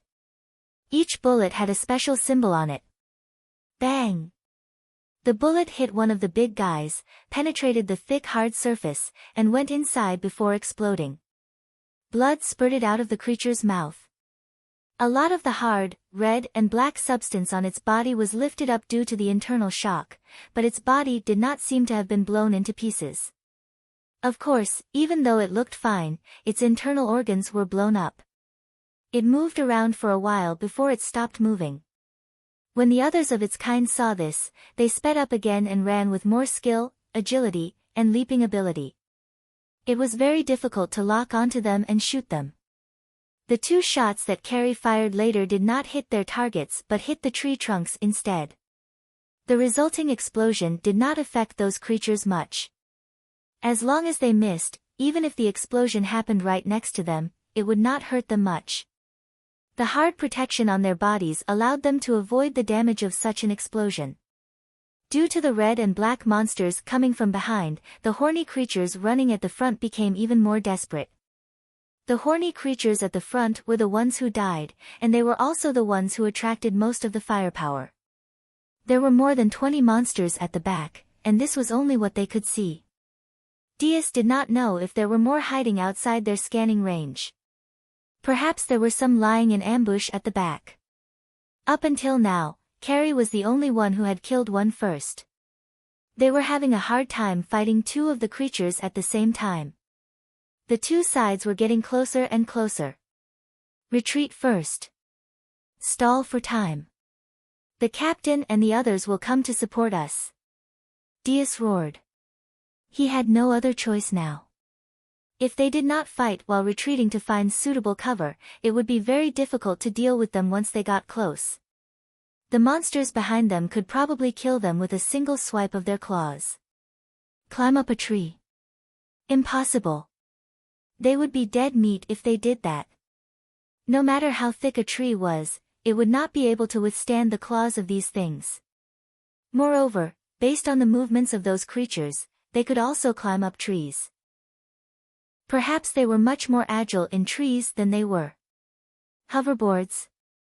Although they brought them, they did not dare to use them. If they wanted to fly, they could only fly above the forest. Judging from the jumping speed of those things, they could reach a certain height as long as they borrowed the strength of the tree trunk. Meanwhile, many birds had gathered in the sky above the forest at some point. They could only see their shadows flashing by through the gaps between the leaves. However, everyone knew that as soon as they went up, they would become the target of a multitude of attacks. In the air, humans were not as agile as those big birds, so they would only die even faster. Although they knew that there would be more difficult situations ahead, they had no other choice. Now that they had been forced to this point, they could only take one step at a time and wait for reinforcements from the back. Boom! Someone used a shoulder cannon. Although shoulder cannons were more destructive and definitely more lethal than bullets, they were not very effective against those big guys. The reason was because of the terrain and environment here. This was a forest, and there were thick tree trunks everywhere. Those big guys had very sensitive senses and dodged very quickly, so it was very difficult to really lock onto them. The energy bullets that hit the tree trunks would at most cause some damage to the horny creatures in front of them, but they would not cause much actual damage to the big guys. At most, they would peel off some of their hard skin. However, if they used the shoulder cannon, they would be able to wipe out some of the horny creatures in front of them first, which would reduce their burden by quite a bit. They had already eliminated 3/4 of the horny creatures in front of them, and they had yet to deal with the monsters at the back. The 12 of them alone would not be able to handle them. One of the big guys running at the back ran into one of the plants with red and white flowers when it was dodging bullets, and it directly used its 2 claws to tear the plant in half. This made everyone realize just how difficult it would be to fight these guys in close combat. Even a rank A genotype would not dare to fight them head-on without a weapon, not to mention that the other party had the advantage in numbers. Ba Dao's extra 2 pairs of hands came into play. Although his accuracy might not be as good as Silen's, it was still an extra helping hand. Silen's rapid fire had killed most of the horny-skinned beasts on his side, so the others should be able to deal with the remaining horny-skinned beasts. After reloading, Silen aimed his gun at the big guys behind the horny creatures. They were very alert, especially when they saw Carrie kill one of them with a single shot. They became even more vigilant, and they were very sensitive to being locked onto. Before Carrie could fire, they had already dodged to the side. Bang! A hole was blasted open on the head of one of the big guys, and the dark red hard substance on its skin splattered everywhere. Due to inertia, it rolled on the ground twice before it stopped moving. It did not even sense that it had been locked onto, and it was suddenly shot while it was running. Bang! Bang! Bang! Another 3 shots were fired in quick succession, and 3 more big guys were shot and fell to the ground. After Silen killed 7 of them, the remaining horny creatures and the big guys covered in hard substance caught up to them. Clang! Sparks flew when the wrist blades that popped out cut into the skin of these big guys, which showed just how hard their skin was. Although they managed to cut in a little, the wounds were too shallow. Unless they were all cut in the same spot, they would not be able to do much damage even if they were torn apart. Extremely low temperature condensation and flames were not very effective against them, and their surface defense was too good. Fortunately, Silen had taken care of 7 of them, and together with the one that Carrie had taken care of first, there were still 15 left. The horny-skinned beasts did not stop there. Instead, they continued to run, so the group only had to face these 15 big guys. Although they were wearing protective suits, the group's dodging speed was still very fast, and they were looking for points of attack as they dodged. Perhaps they knew that Silen posed the greatest threat to them, so 3 of them attacked Silen. Using the recoil from the wrist blades hitting their bodies, Silen jumped up and fired a shot into the mouth of one of the big guys that was pouncing at him. The impact from the bullet's explosion lifted countless small pieces off its hard surface, and dark red blood and internal organ fragments also sprayed out of its mouth. After that shot, Silen did not stop. He dodged the one that was coming at him from behind, stepped on the tree trunk with his foot, twisted his body, and quickly jumped up to dodge. Then, he fired another shot at the one that was pouncing at him from the side. This series of attacks was extremely fast. Even Diaz would have a hard time doing this while wearing protective suits. The big guy that was pouncing at him had already leaped off the ground, so it could not dodge instantly and was shot directly. He put away his wrist blades, and at the same time, 3 small hooks popped out and hooked onto the thick tree trunk next to him. He turned around along the trunk and fired another shot at the one that was about to make a move. Diaz, who was fighting a big guy, roared in his heart, "I haven't even taken care of one, and that kid has already taken care of 3. After taking care of 3, Silen found an opening and helped Xiao Shang take care of 1. That big guy's mistake was that it should not have sent Xiao Shang flying at that moment, giving Silen the opportunity to take care of it. If the 2 of them were too close, it would not have been easy to shoot. "Silen, go help Carrie. There are 2 attacking him," Xiao Shang roared. They thought that Carrie was the first to kill one, so the big guys classified Carrie and Silen as dangerous. The most threatening one was Silen, so they sent out 3 of them, followed by Carrie, so 2 of them went to deal with Carrie, and the remaining one was a one-on-one. Carrie?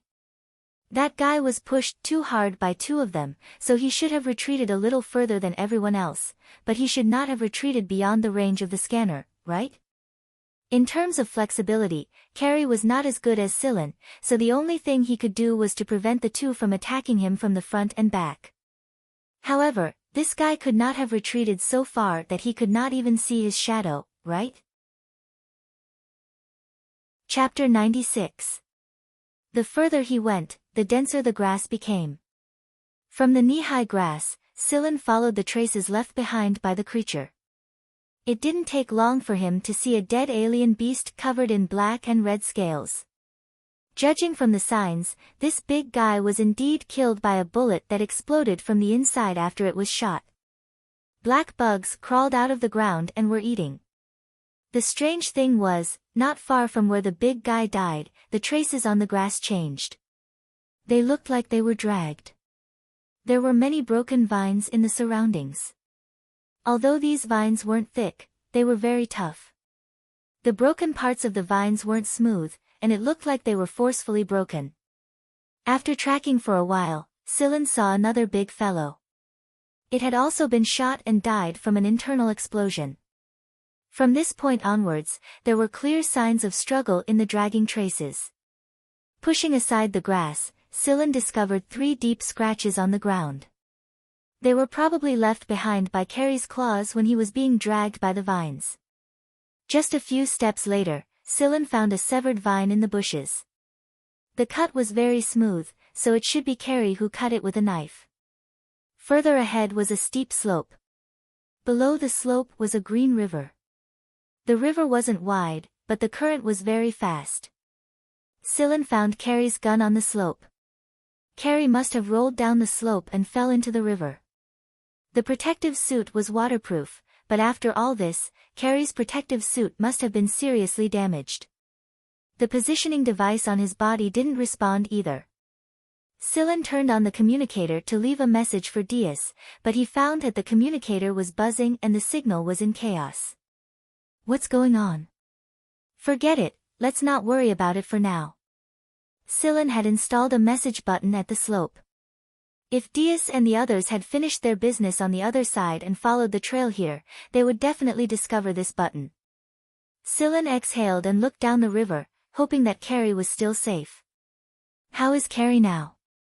Carrie's current situation was very bad, very bad.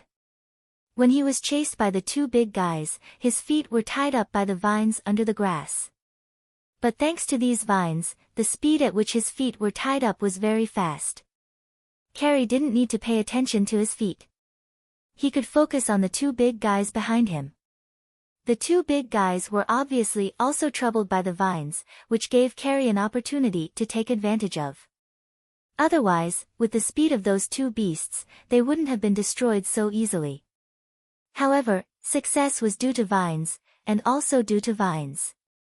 Carrie's protective suit was torn by a big guy, but he wasn't scratched.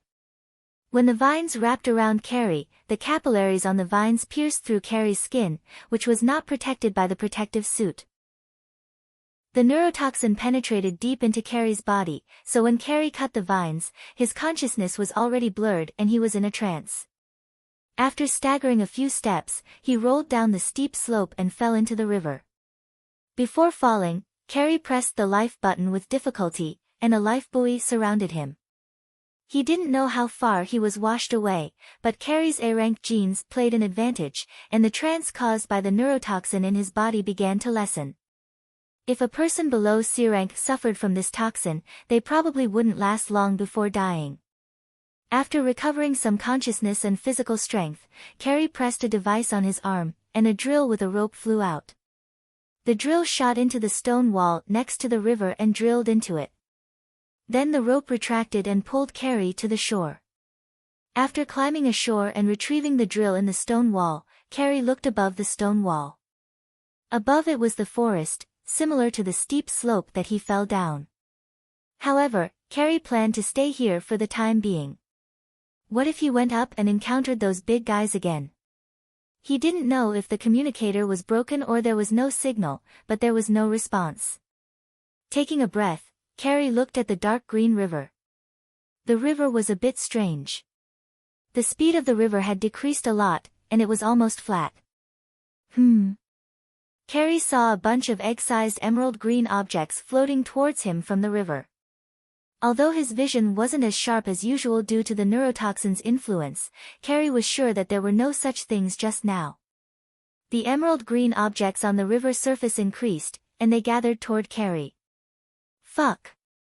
No matter how confused Carrie was, he knew that these things were not good.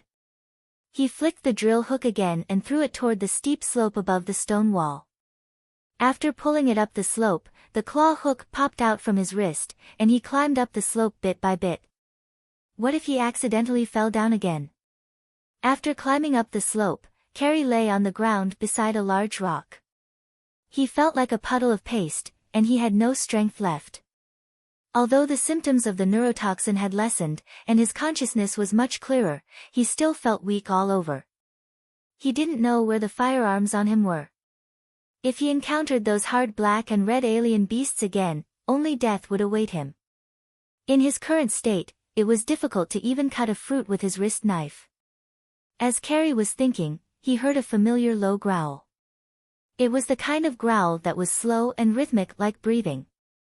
Auditory hallucination. He listened attentively and raised his head. What a tragedy! Carrie wailed in his heart. He had just thought of these guys, and they had appeared. 1, 2, 3, 6. What happened to Diaz and the rest? Why were there 6 of them here? If it was possible, Carrie wanted to grab the cannon and fight it out with these guys. He would die without regrets. However, the current situation made him feel very unwilling. The 6 black and red alien beasts were not in a hurry to pounce on Carrie. Instead, they slowly walked towards him. Their gazes made Carrie feel like he was a stupid monkey for others to watch. Gazes? Carrie looked carefully. Indeed, the gazes in their eyes were not like those of ordinary animals, but more like the eyes of humans. That was called. Yes, spirituality. That was what Yudi said. Seeing the 6 big guys slowly approaching, Carrie slowly propped up his upper body, leaned his back against the rock, and flicked out his wrist knife. In fact, his entire arm, which was connected to the wrist knife, was trembling. The neurotoxin had not been completely cleared, and his muscles were still twitching. However, there was still a grenade in the bag at his waist. In such a situation where death was certain, some people would choose to commit suicide, but not Carrie. He would fight to the end, even if he had to die together with his enemies. This was his belief, the belief he had chosen when he walked the path of a hunter. Seeing Carrie flick out his wrist knife, the 6 big guys revealed looks of disdain. Come on, you ugly guys. When they were within 10 meters of him, Carrie's other hand without the wrist knife turned to the grenade, ready to press the button. Roar, a long roar, like the roar of an ancient giant beast, the sound wave almost burst Carrie's eardrums. However, hearing this sound, Carrie almost cried. A gray figure flashed. Bang! Out of the 6 exotic beasts, 1 was sent flying, 1 was stepped on, and the other 4 were forced 20 meters away by the sound waves coming straight at them. The streamlined body glowed with a metallic luster, with a different kind of elegance, looking down at the 4 black and red alien beasts 20 meters away. Chapter 97. Carrie stared blankly at the gray fellow in front of him that was even bigger than the red and black exotic beasts. From its appearance, it looked a little like a cheetah and a little like a lion. Its skin had a metallic luster, but it felt very soft, like liquid metal. Moreover, it didn't look as ferocious as the red and black exotic beasts. However, why did that sound so much like that gluttonous Huimao? In the roar just now, the high-frequency sound waves were only directed at the red and black exotic beasts and not in Carrie's direction. Otherwise, based on Carrie's current state, he would probably die on the ground with blood flowing out of his orifices. This big fellow with a metallic luster knocked a red and black exotic beast into the air and even stepped on another one under its claws. The hard surface of the exotic beast that was stepped on was cracked, and many red and black fine pieces were peeled off to the side. It clearly didn't look as ferocious as the red and black exotic beasts, and its body was only slightly bigger. However, its domineering aura was displayed to the fullest. Under its elegant appearance, it couldn't hide its arrogance and recklessness. It exerted force under its claws. Crack, crack, crack. A cracking sound came from the red and black exotic beast under its claws. Black-red blood flowed continuously from its mouth, and its sharp white teeth were dyed red with blood. Roar, a miserable howl resounded through the forest. Even Carrie felt a chill run down his spine when he heard the voice. The birds circling in the air hurriedly cried a few times and flew away in a hurry. The 4 red and black exotic beasts bared their teeth and let out a low roar. The big metal fellow looked at the red and black exotic beast that could no longer move under its claws. With a "chee" sound, it extended its side-like claws. Carrie felt that the big metal fellow laughed disdainfully when it looked at the 4 red and black exotic beasts in front of it. Then, its claws swept across the red and black exotic beast that had lost its ability to move on the ground. Carrie was dumbfounded as he watched the red and black exotic beast that even his wrist blade couldn't finish off in one go be cut into pieces. It really was like cutting a fruit, and there wasn't a single trace of blood on its claws. After it was done, it even looked at the 4 red and black exotic beasts in a threatening manner. It didn't roar or bare its teeth. With just a simple glance, the 4 red and black exotic beasts turned around and ran away. Yo, what a mess! After absorbing the white ball, Huemao's metal form had become even more perfect. Without that kind of mechanical roughness, it looked smoother. Listening to the familiar voice, Carrie was still a little unsure. Who? Snore. It's Hubie Lu. Huemao's body slowly shrunk, returning to its original cat form. However, even this small cat form could not conceal its arrogance. It was clearly much lower than Carrie's, but Carrie felt that this fellow was still looking down on him. Carrie smiled and accidentally choked. He coughed twice and then looked at Huimao, who was licking his claws and wiping his face. Wheeze, come and give me a hug. Hold my ass. I could have eaten all 4 of them, but because of you, I had no choice but to spare them, Huimao said unhappily. Sillin told it, focus on Carrie's comfort. Don't just think about eating. Ah. Then I'm really sorry. I dragged you down. Even so, Carrie didn't feel very apologetic. He was very grateful to Huimao for saving him at a critical moment. At the same time, Carrie also understood what Sillin meant when he said, when in danger, that cat will show mercy and save your life. Why don't I treat you to a feast next time when I have time? At least you know what's good for you. Huimao's tone showed that he was giving him face. By the way, how did you find me? Carrie asked. Sillin sent a sonic signal flare. I only found out that something happened to you when I came over. I was wondering how something could happen to Sillin so easily with his ability. Where's Sillin? I'll be there soon. After Sillin handed the task of finding Carrie to Huimao, he returned to check on Dias's situation. If he was looking for Carrie, Huimao would have an advantage. Moreover, Sillin believed in Huimao's ability. Before he left, he added, other than eating and sleeping, prove your worth. If you can't even save a person, you can stay here and live with the ultra beasts. Huimao was so angry that he almost chopped down all the trees in the area. Not long after, Sillin came looking for him. He and Huimao had a special connection. This was also why Huimao said that they were the same kind. After checking Carrie's physical condition, Sillin was relieved when he found that there weren't any particularly serious injuries. The vice captain and the others should be with the captain now.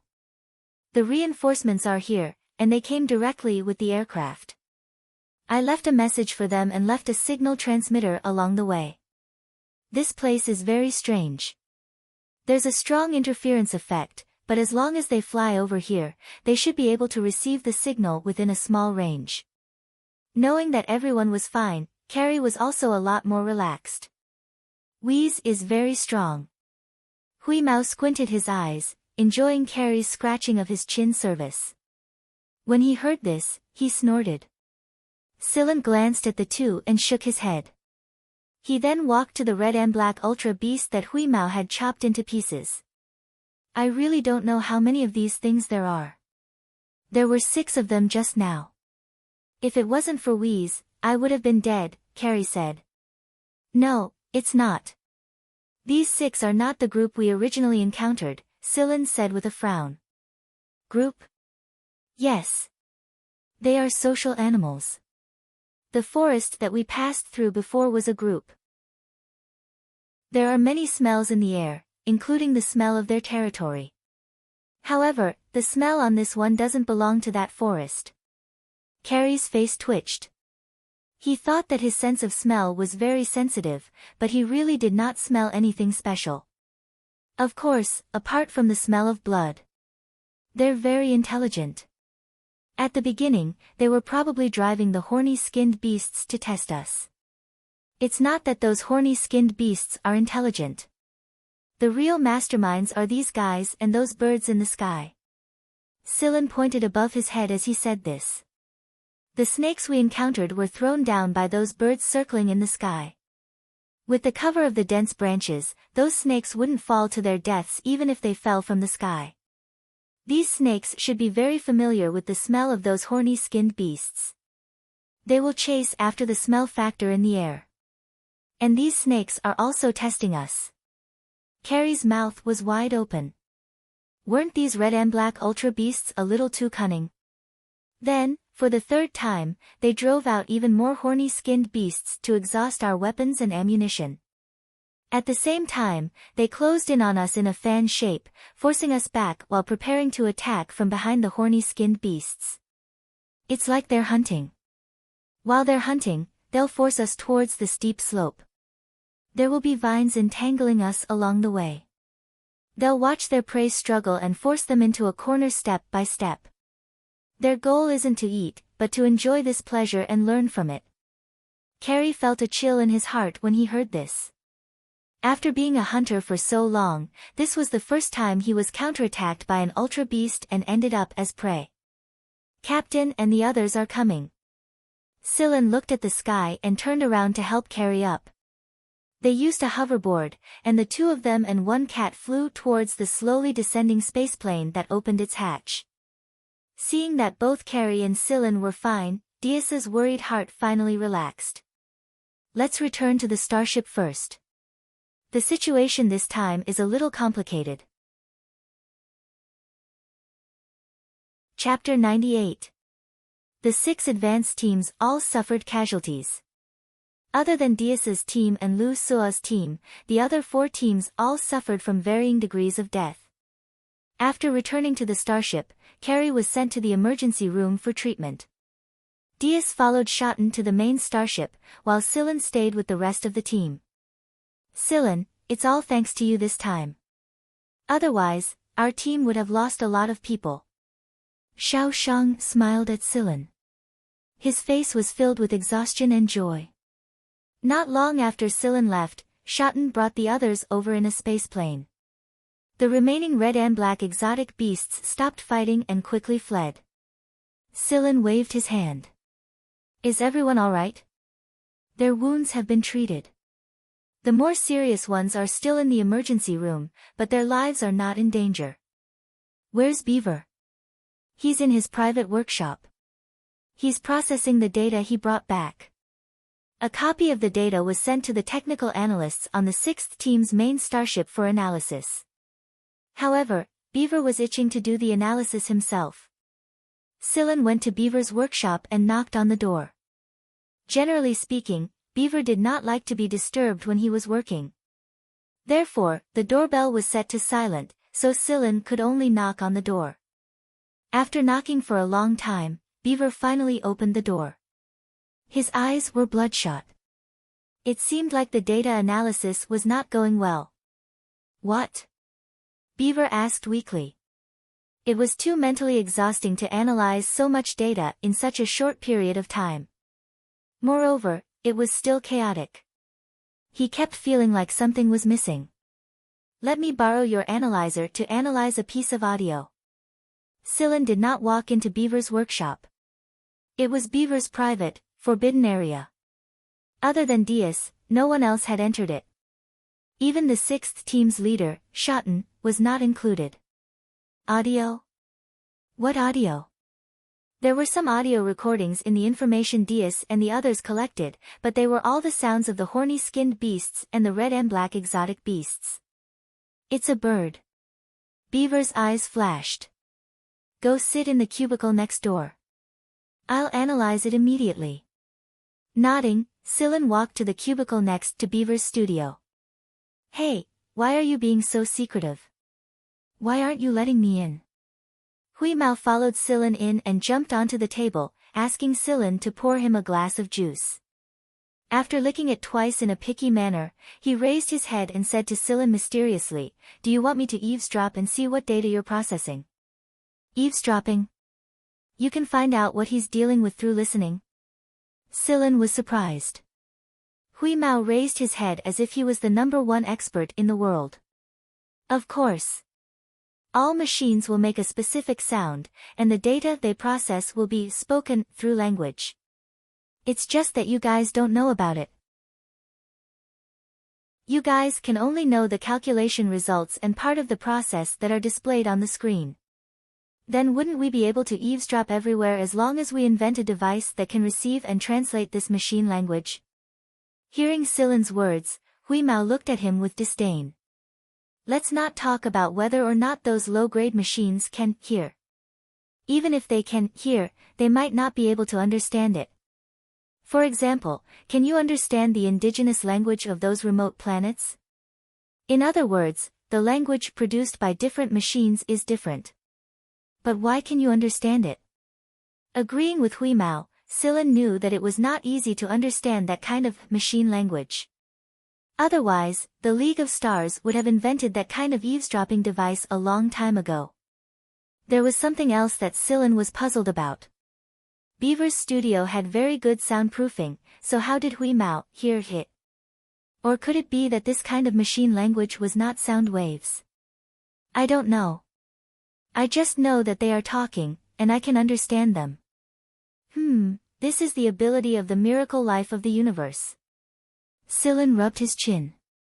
Just as Hui Mao was about to float with pride, he grabbed one of its ears and changed the topic. Actually, you are hiding something from us, right? What?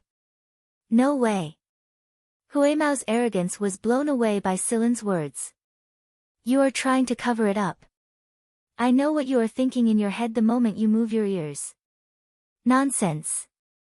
How is that possible? Hui Mao tried hard to control his ears and maintain a normal state. Look, your whole body is tense, as if I have seen through your thoughts.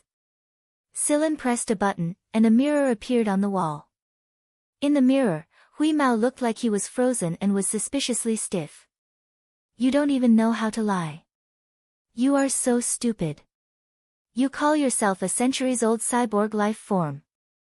Hui Mao opened his mouth and tried to relax his body. Then, he hugged his head on the table and curled his body into a ball, ignoring everyone. Looking at this guy's awkward look, Silen flicked the tip of Hui Mao's ear in amusement. Alright, don't be shy. This is also a learning process. If you meet some crazy researchers, they will dig out all your information with just a few words and then dissect you in detail. Silen didn't want to scare it, but some of the researchers in the League of Stars were too crazy.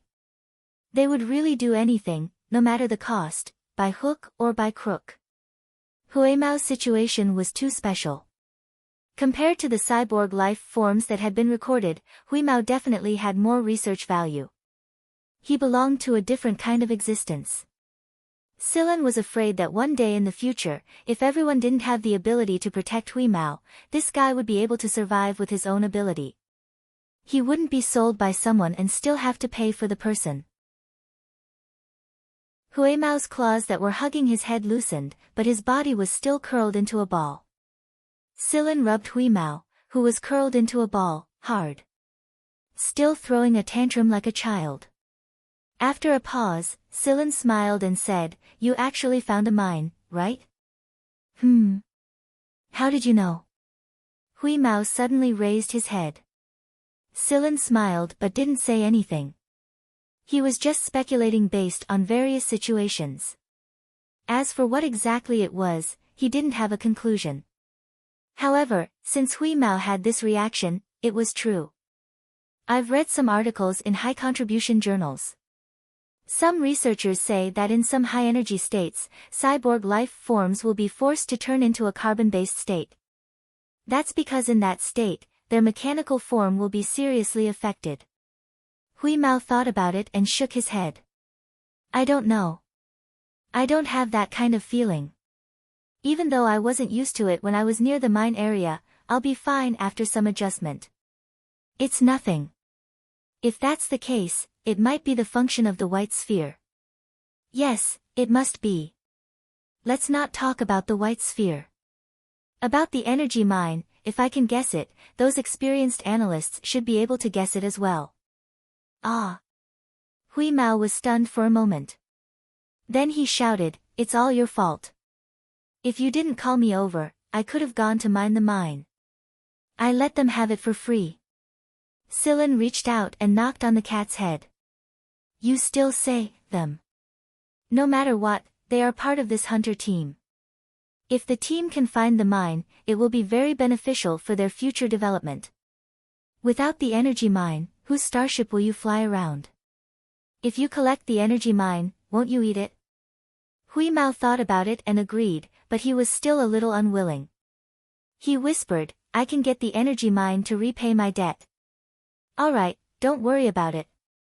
Sillin rubbed Hui Mao's head. "You saved Carrie and found the mine. I'll give you a 100 million off." "Really?" Hui Mao's eyes lit up. It had only been a short while, and he could repay 1/5 of his debt. It seemed that the day when he would be free from debt slavery was not far away. As they were talking, Sillin and Hui Mao sensed movement beside them and stopped talking. Soon, Beaver came over and said excitedly, "The analysis is out. I've also figured out some of the problems. Sillin, let's go find the vice captain. This is an important clue." Sillin did not leave. "You go find the vice captain first. We'll announce the results when the time comes." "Alright, I'll go first." "Sillin, you've done a great job this time." Beaver was very excited to be able to analyze more information than the analysis team on the 6th team's flagship. Watching Beaver leave, Sillin sat down again. He already knew what Beaver had analyzed.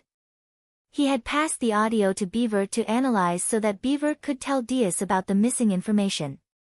However, it seemed that the real important thing was not the beasts. Chapter 99. Without waiting for Beaver to leave the team's starship, Diaz returned. After communicating with Beaver for a while, he called all the team members over and summarized the results of the analysis team and Beaver's analysis for everyone. What we faced before was a highly intelligent species. It wasn't just one, but two species acting in concert. The so-called highly intelligent species was the standard used to measure animals, not humans.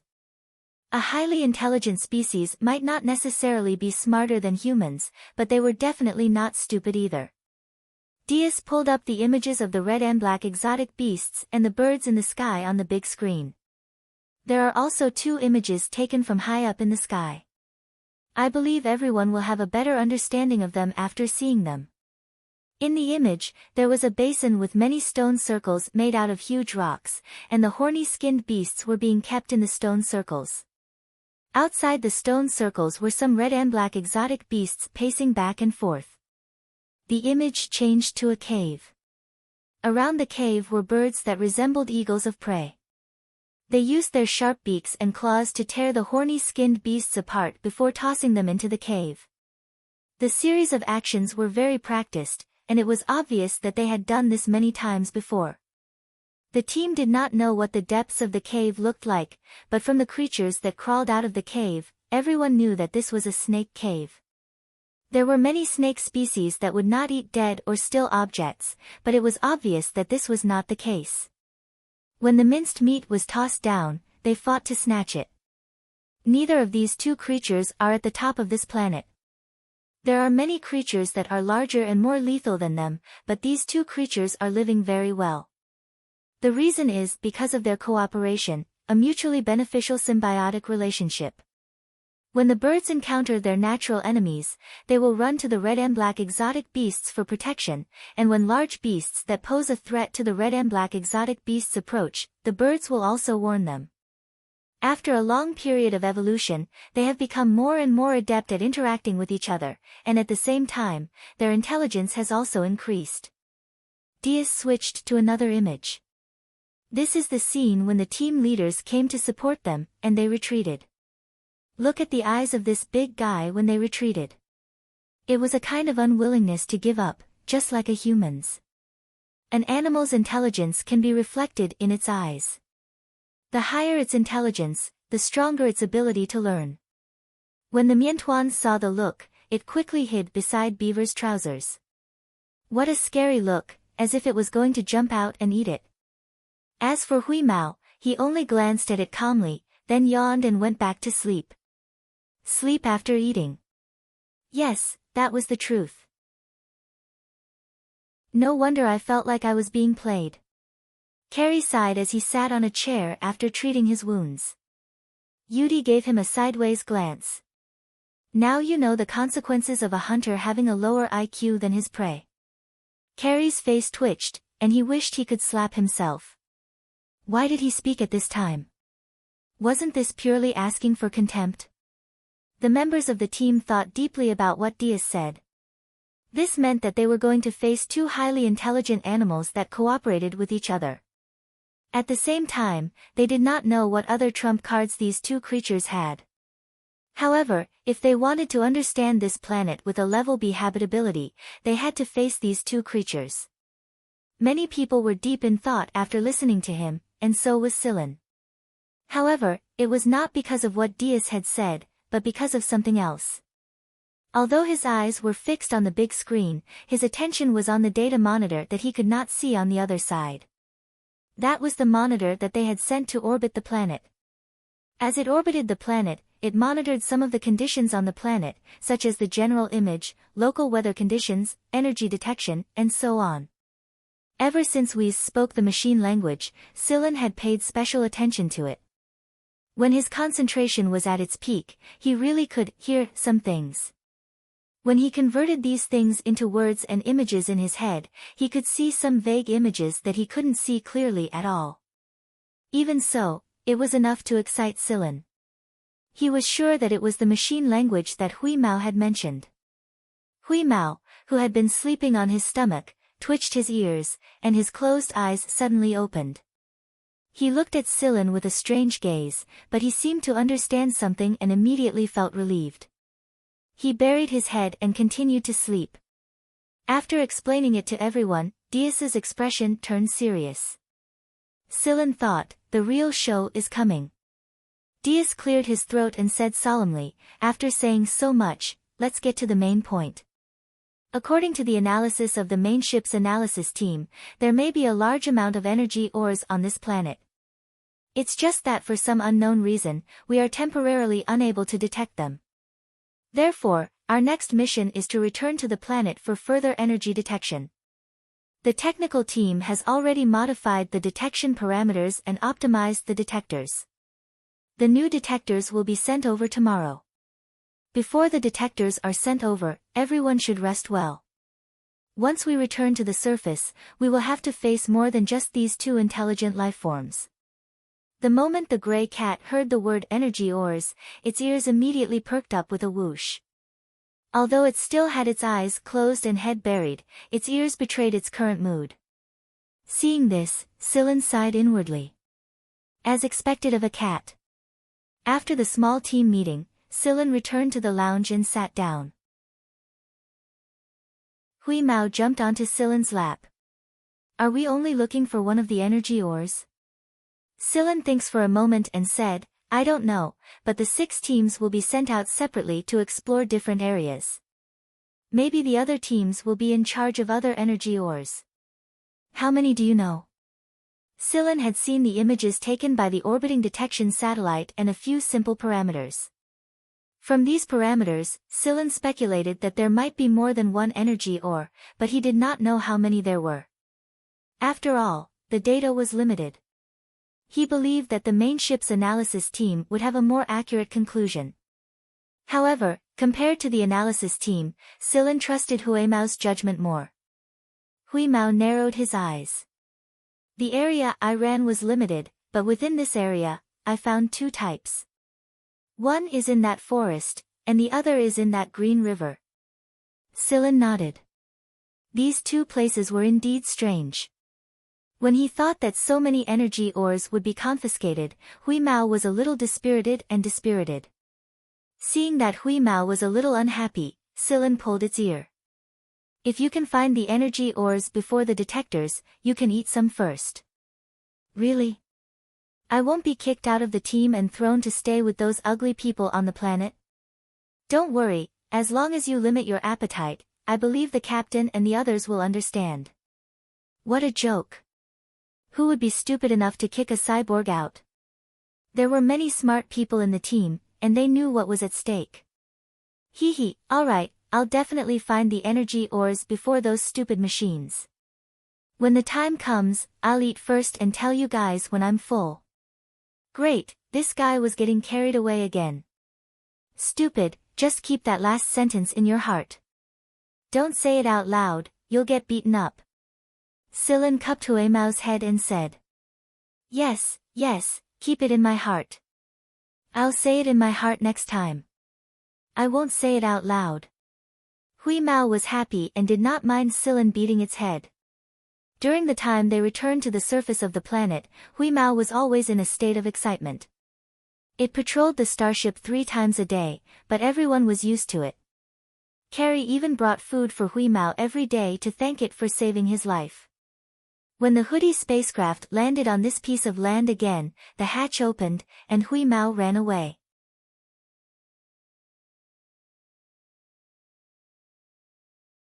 DDD, the alarm indicated that there were animal lifeforms coming their way at high speed. The members of the advance team, who had similar experiences before, reflexively tensed their nerves and quickly adjusted their state of mind.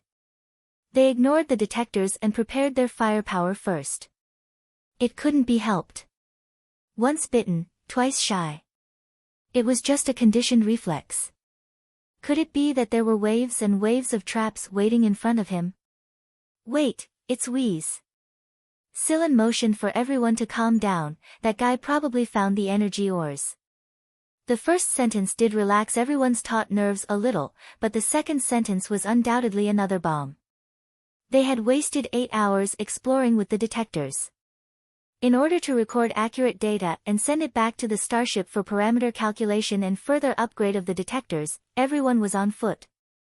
Not only did they have to be vigilant of the animals and plants around them, they also had to keep an eye on the detectors for minute changes. It was practically exhausting. But the cat that ran away the moment the hatch opened could find the energy ores? If that was true, then they were practically trash compared to a cat.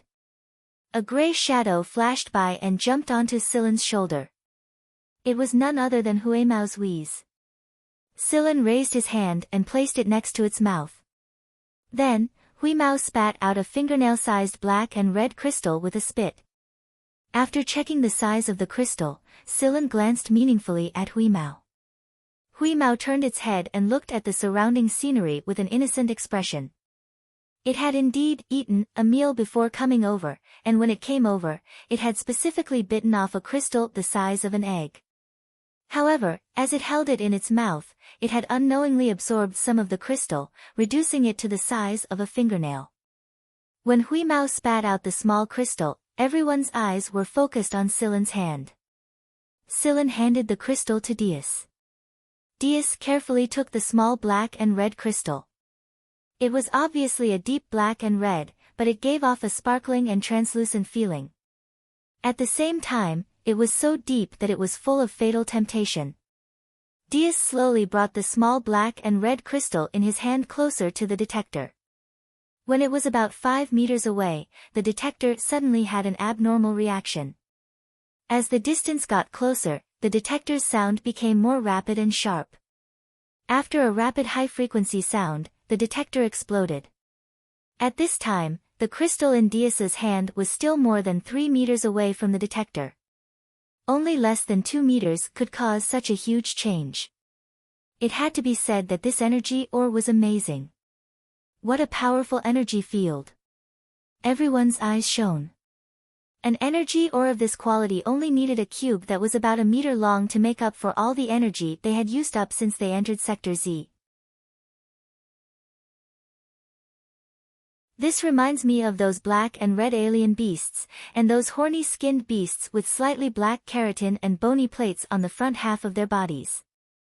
Maybe it's because of this energy or buried under the ground at the high energy field produced by this energy or had stimulated them to develop hard epidermis even when they couldn't sense the existence of the energy field. After a long period of evolution, this hard epidermis gradually developed completely. Yudi analyzed. Other than the animals, the plants in the forest are also slightly hard. Maybe it really is because of this energy or... If this guess is correct, then we have truly found a treasure. Dias looked at the black and red crystal in his hand and said excitedly. The appearance of every new high-quality energy ore would set off a wave, and the sixth team's trip this time was definitely not in vain.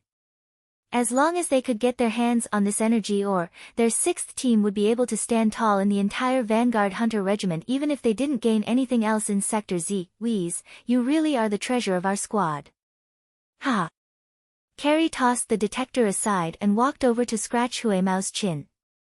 Huimao narrowed his eyes in enjoyment, but Silen knew that it wasn't Carrie's praise or chin scratching. It was because the cat had eaten its fill and was thinking about sleeping. Ha, Wheeze, where did you find this? Bring us over to take a look. Dias spoke to Huimao in a tone one would use between friends. He didn't mean to order it at all. He knew that this cat was special. Huimao swatted away Carrie's hand, tilted its head and scratched its neck with its hind legs. Then, it yawned and stuck out its butt, stretched its waist and smacked its lips. Finally, it said slowly, sure. It jumped down from Silen's shoulder in a flash and ran in a certain direction. Hurry up and keep up. Dias directly used his hoverboard. Those who had hoverboards behind them also used theirs and flew over. Those who did not have hoverboards returned to the aircraft and followed the people who were in front of them. Huimao led them through a series of twists and turns until they reached a certain part of the forest. The density of the trees there was very high, and the trunks of the trees were getting thicker and thicker. Everyone had to squeeze in one by one. Those who were slightly fatter or those with more developed muscles might not be able to make it through. When Dias wanted to use his knife to chop off a few branches, he realized that the trees there looked similar to the trees in the forest, but they were at least 10 times harder. Dias didn't order them to cut down the trees on a large scale. His intention was to first find the location of the energy mine and then deal with it according to the situation. Just as Dias felt that his bones were starting to deform from being squeezed, Huimao turned to look at him. You can't squeeze in anymore. That's fine too. There are energy ores all over this area. After taking 2 deep breaths, Dias asked, the range of energy ores starts from here. Huimao had an innocent look on his face.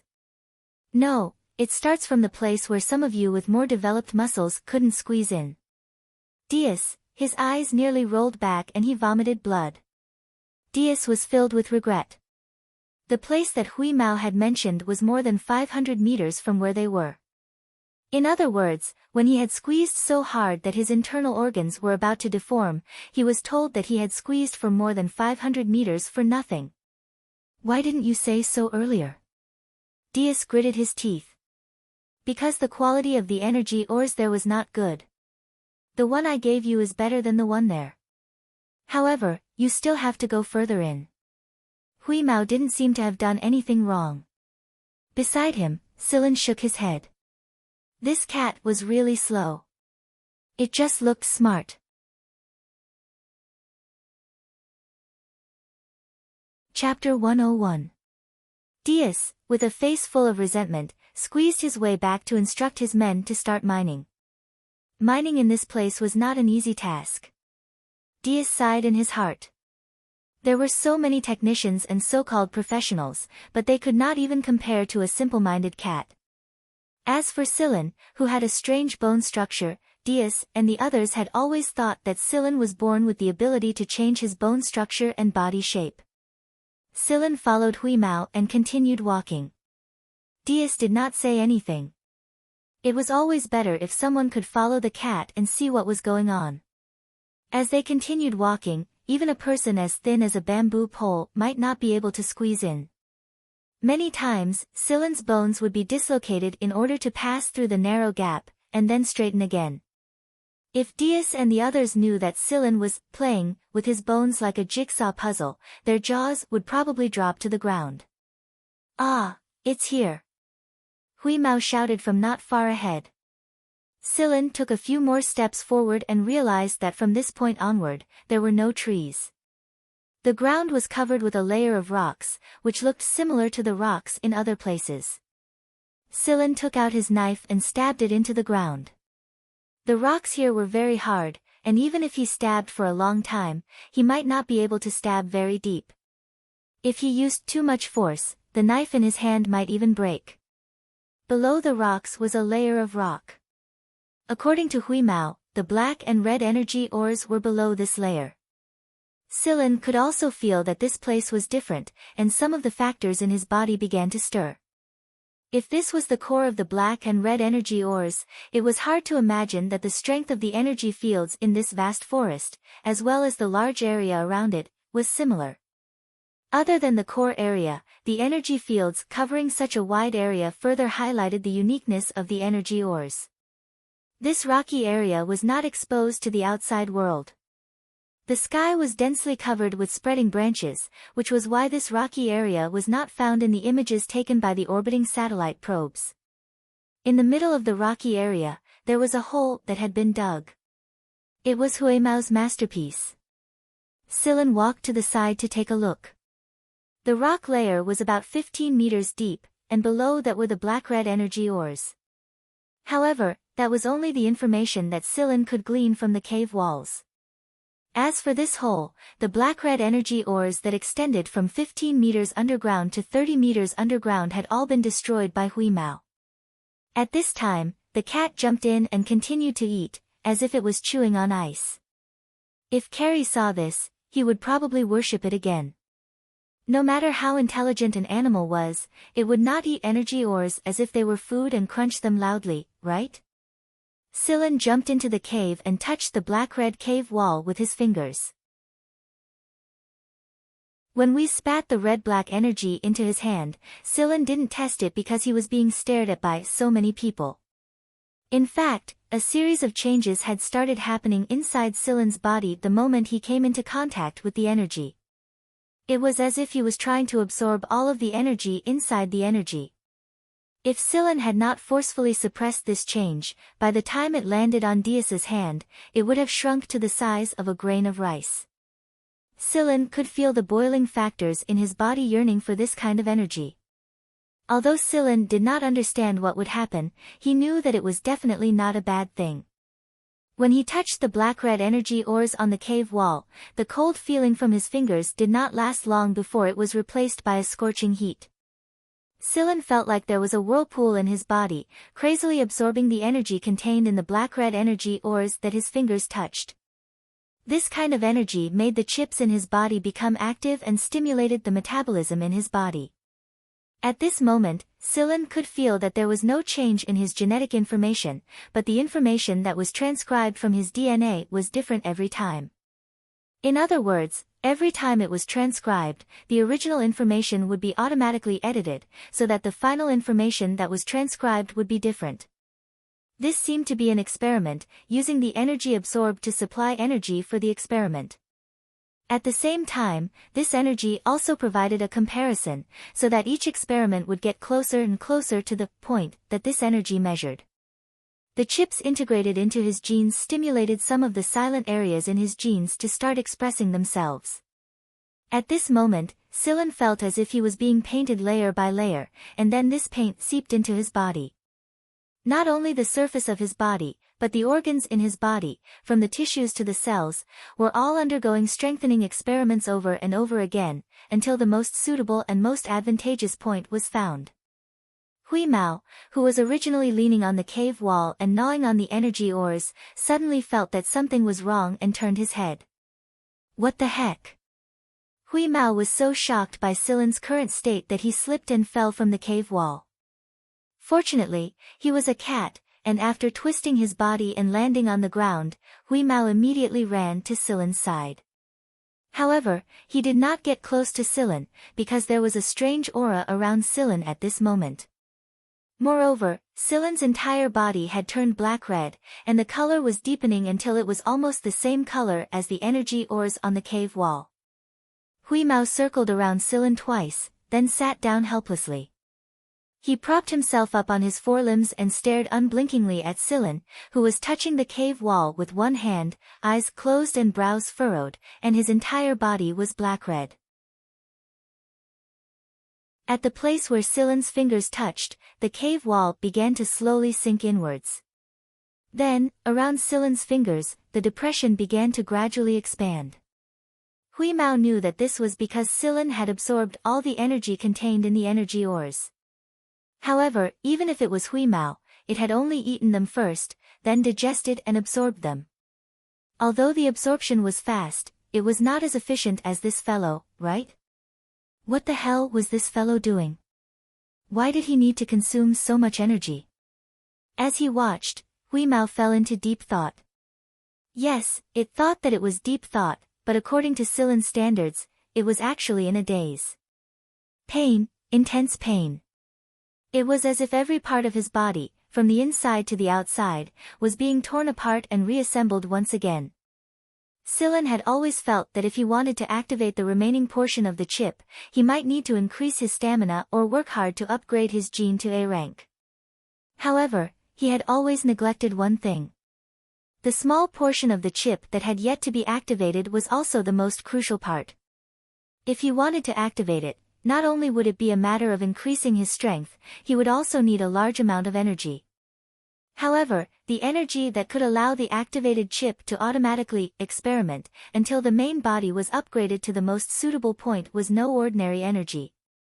At least until now, other than this black-red energy ore, all the energy ores that Silen had come into contact with before, regardless of whether they were good or bad in the eyes of others, could not be activated.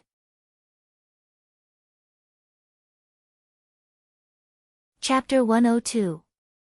Within his body, the experiments led by the AI chip were carried out again and again, and Silen was enduring more and more pain each time. However, Silen was very happy.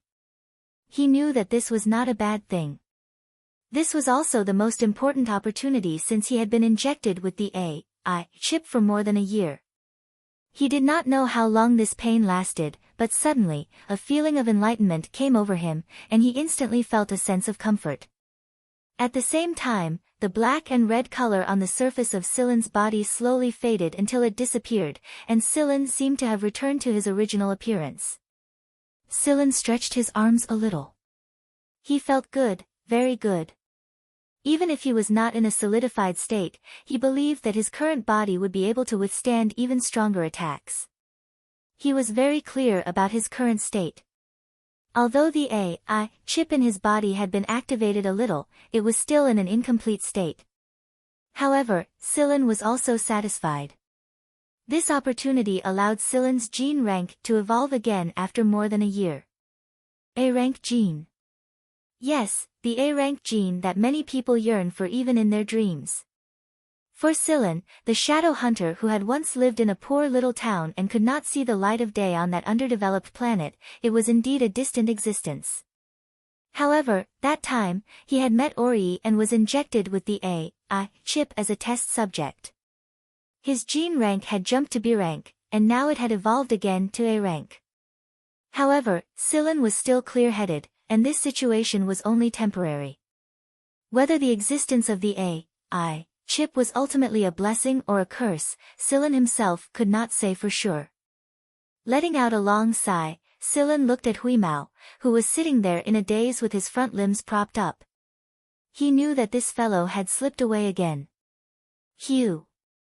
Huimao, who was in a daze, suddenly heard a loud shout accompanied by sound waves. He immediately arched his back and jumped high in the air. Silen held back his laughter. This fellow was really scared. After Huimao landed on the ground, he huffed and puffed a few times. Then, he turned his head and jumped onto the stone wall to vent his anger on the energy ores, expressing his emotions very well. I am not in a good mood. Huimao probably knew that he was in a daze and jumped up reflexively because of a cry. He felt very embarrassed, so now Huimao was throwing a tantrum again. Alright, Wheeze, don't be angry. Let's go and find the vice captain, Sillin said. Hui Mao ignored him and continued gnawing on the black and red walls of the mine. Snore. Hui Mao flicked his ears and continued to ignore him. Sillin sighed. Even though it was a cyborg, it could not get rid of the fact that it was a cat. Cats were a little willful and did things their own way. You clearly heard it, but you pretended not to know. You're so awkward, and you even bear a grudge. Walking over, Sillin directly pulled Hui Mao down from the wall of the mine and jumped out of the cave with it in his arms. Although Hui Mao, who had a "I don't want to talk to you" attitude and had pointed its tail at Sillin, was dragged out of the cave by Sillin like a child, Hui Mao only struggled a little symbolically to express its dissatisfaction. However, it was not stupid. Now was not the time for it to gnaw on the energy ores unscrupulously. Since Sillin gave it a way out, Hui Mao also gave face and stepped down. Of course, this gave face had always been what Hui Mao thought. When Sillin and Hui Mao saw Dias was discussing mining matters with a few team members and technicians. There was a tree that had been cut in half and left there untouched. When Sillin arrived, Dias and the others had just come to a decision. They would start digging a mine at the periphery where the trees were still sparse, and then extend the mine underground to the place where the ores were stored until they reached the central area Hui Mao mentioned. Only then would they start mining on a large scale. Otherwise, it would be too much of a waste to only get the low-quality ores after spending so much effort. Also, if they were to cut down the trees in the forest, Dias was worried that it would expose the mineral deposits in this area. After all, Vanguard's 6th team was not the only one who had entered Sector Z. If there was another company who happened to find this planet and effortlessly set their eyes on these mineral deposits before they reported to the A Squad, then the 6th Division would die an unjust death. After Dias contacted Schotten also agreed to this method. Because the energy ores were too special, it was best to conceal them as much as possible. Sillin talked to Dias alone and explained to Dias that Hui Mao could eat energy ores. Otherwise, how was he going to explain to the team that there was such a big hole there? Moreover, Sillin thinks that Dias had learned about Hui Mao's situation from Carrie a long time ago. He knew that Hui Mao was a cyborg. Since they knew about it, then smart people like Dias and Schotten would naturally know the value represented by cyborg life forms. It would be a great help to them in the end. Right now was the time for the 6th Division to work hard to develop. Otherwise, they wouldn't be in such a hurry to recruit talents. However, Sillin's own secret couldn't be exposed, so he could only let Hui Mao suffer. Of course, Sillin and Hui Mao had discussed this. As for taking the blame, Hui Mao didn't say anything, but he didn't object either. He just remained silent because he was still at odds with Hui Mao. Sillin knew that this guy had actually agreed. He rubbed Hui Mao's head and said, "When the time comes, they will ask you to look for the other kinds of mineral deposits." Hui Mao's ears pricked up. Of course, it could hear the hidden meaning in Sillin's words, it could eat them again after it was found. Dias's team was very excited about mining. The whole team had recovered from their previous depression, so everyone's attitude towards Hui Mao was very good. They knew that this cat was not ordinary. Thanks to this cat, their team was the first out of the 6 teams to discover the mineral deposit and start mining. "Vice Captain, the captain is looking for you." A team member came over from the aircraft on a hoverboard and handed the communicator to Dias. The closer they got to the mineral deposit, the stronger the signal interference. Therefore, in this area, communication equipment was not very good. If they wanted to communicate, they could only fly into the air and stay further away from the ground. Unlike the forest where the signal was intermittent, there was no signal at all around the ground. Dias accepted the communicator, launched his hoverboard and flew into the air.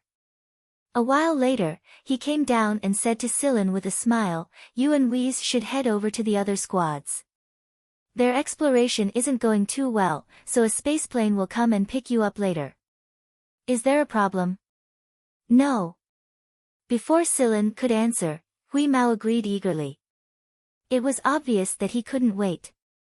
Diaz moved closer to Hui Mao's ear and whispered, "When you eat, be discreet. Take turns to work. If there's anything, look for Captain Shotten."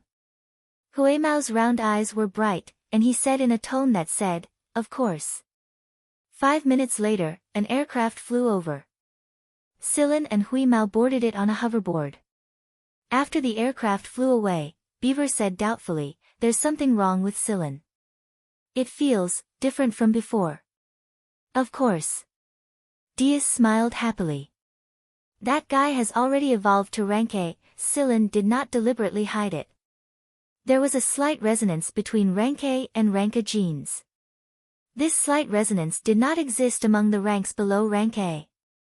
As long as one did not deliberately hide it, if the other party was sensitive to this slight resonance, they would be able to detect it. That's good news. Our team is going to make a name for themselves. When that guy was rank B, he wasn't any weaker than Carrie. "Vice Captain, I think Silen is our team's lucky star," Carrie said. Diaz raised his head. "Of course. Don't you know who discovered this star?"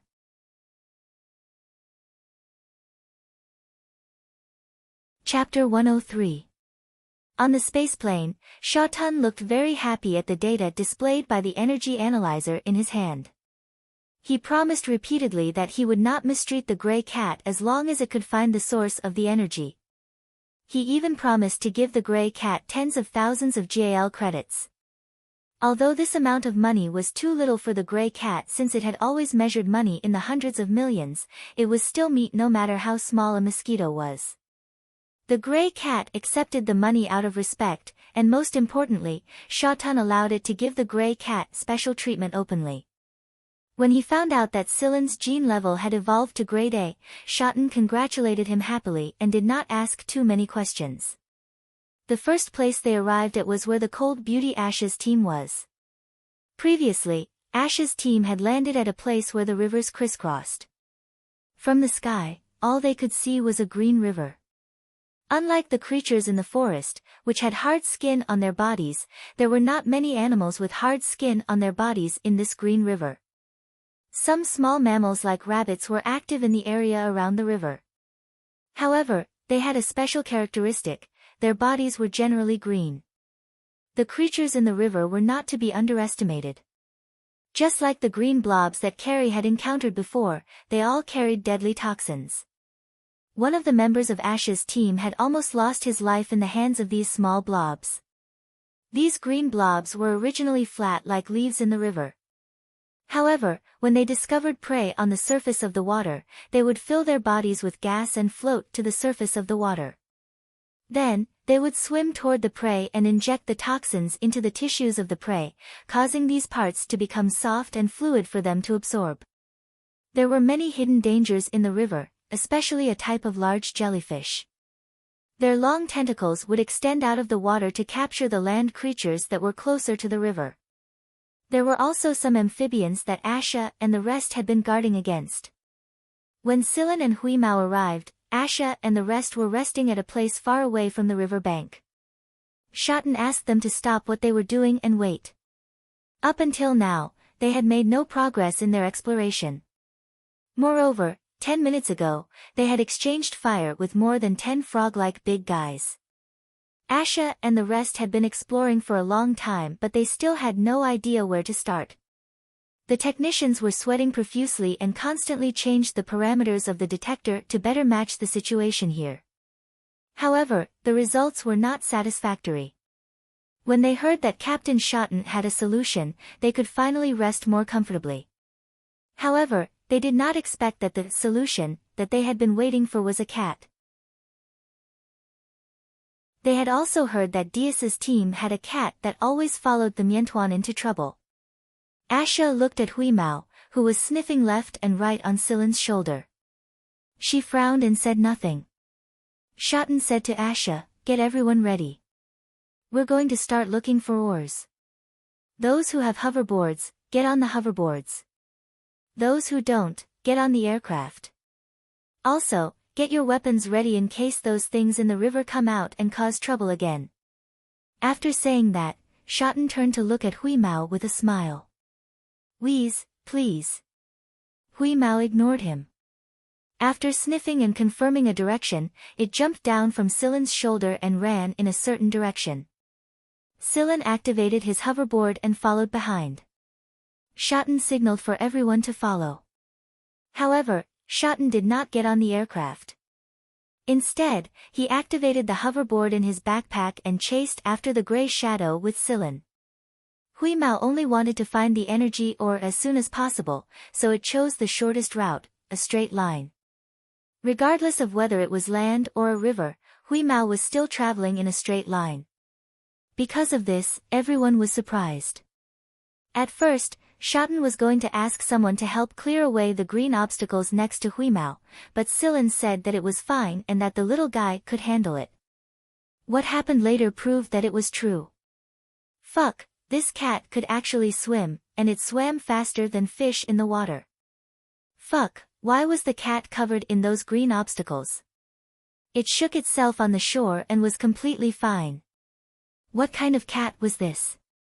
It could actually swim in such a dangerous place as if it was playing. When the jellyfish reached out their skilled hands, the people in the sky fired their guns. Although everyone's target was the jellyfish, it was still a jellyfish and a hail of bullets. If it had been someone else, they would have been scared out of their wits, or at least panicked. However, this cat continued to swim as usual, turning a deaf ear to what was happening around it. It was very calm. Looking at Silen, it was true that the cat was like its owner. It was as calm as the wind without a trace. Not long after, Hui Mao stopped on a piece of land at the junction of two rivers. Then, Hui Mao began to dig a hole. Its two front paws were like drills, and in a short while, it had completely drilled into the ground. Asha and the others watched with their mouths twitching. This cat. Not only was it good at swimming like a fish, it could also dig holes like a mouse. Shotten gestured for everyone to wait on the surface. Silen looked around. There were no trees or tall plants on this piece of land. It was covered with a thick layer of something that looked like moss. A technician used an instrument to measure it. The photosynthesis of this moss-like plant was actually more than 200 times faster than that of normal moss. Previously, they had discovered that the concentration of oxygen in the air near the river was very high, but that level of oxygen concentration was still bearable. However, the oxygen concentration here was too high. If this continued for a long time, everyone would suffer from oxygen poisoning. Therefore, everyone put on a mask. The mask would adjust the oxygen concentration in the air to an acceptable range. After about an hour, Hui Mao jumped out and spat out a small emerald green piece in front of Silen. Even though it was such a small piece, it seemed to reflect a lush world that was full of vitality. Seeing this emerald green energy ore, even the usually calm Asha could not help but feel excited. She had never seen this kind of energy ore before. This was the energy ore that they were looking for. Although it was only slightly more than an hour, it was enough for Hui Mao to have a good meal down there. Since they knew that there was an energy ore here, Shotten, Asha, and the others began to formulate a plan. From time to time, they would ask Hui Mao about it. Hui Mao licked his paws and wiped his beard as he answered lazily. "How does the ore taste?" Silen asked. Hui Mao smirked. "The taste is not bad. If the black and red energy ore is meat, then this emerald energy ore is vegetables. Just like how I occasionally eat vegetables. Eating vegetables helps to reduce internal heat, and it's also beneficial to me. Indeed, cats would sometimes eat grass." Hui Mao jumped onto Silen's shoulder and whispered into Silen's ear, "Swim to the bottom of the river. You'll be able to reach the energy ore." Silen thinks for a moment, then walked over to Shotten and said, "Captain, Wheeze and I will go down to the river to take a look. It's said that we might be able to reach the energy ore from there." "That's a good idea. Although it will be more difficult to mine from the river, it will be more hidden." "Should we send someone to help?" Shotten said. "No need. Wheeze and I can handle it. Alright, be careful. After Silen and Hui Mao jumped into the river, Asha said, "You trust him that much?" Whether it was his ability or his character. Shoten smiled. "I trust Dias." Asha was silent after hearing that, but her furrowed brows were smoothed out.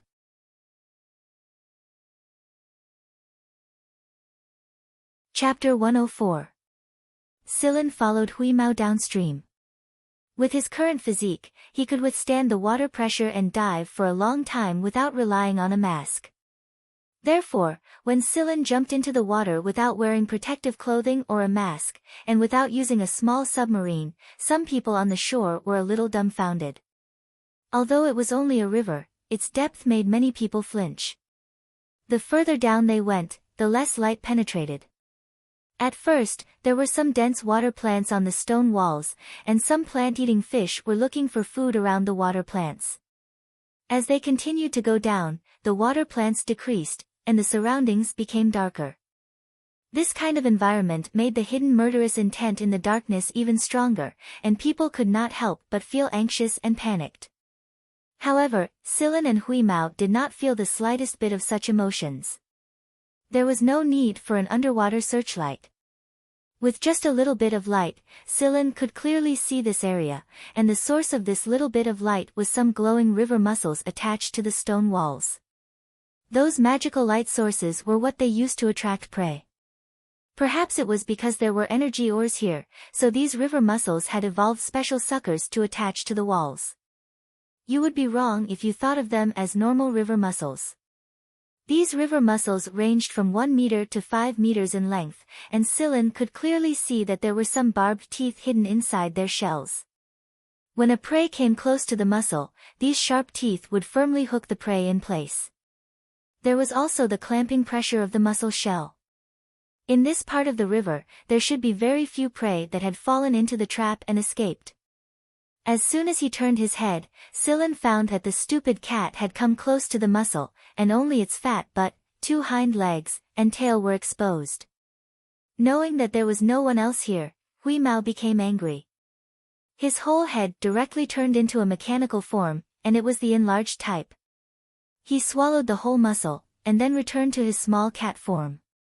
Not far away, there was a fish almost 10 meters long swimming in this direction, ready to sprint to catch prey.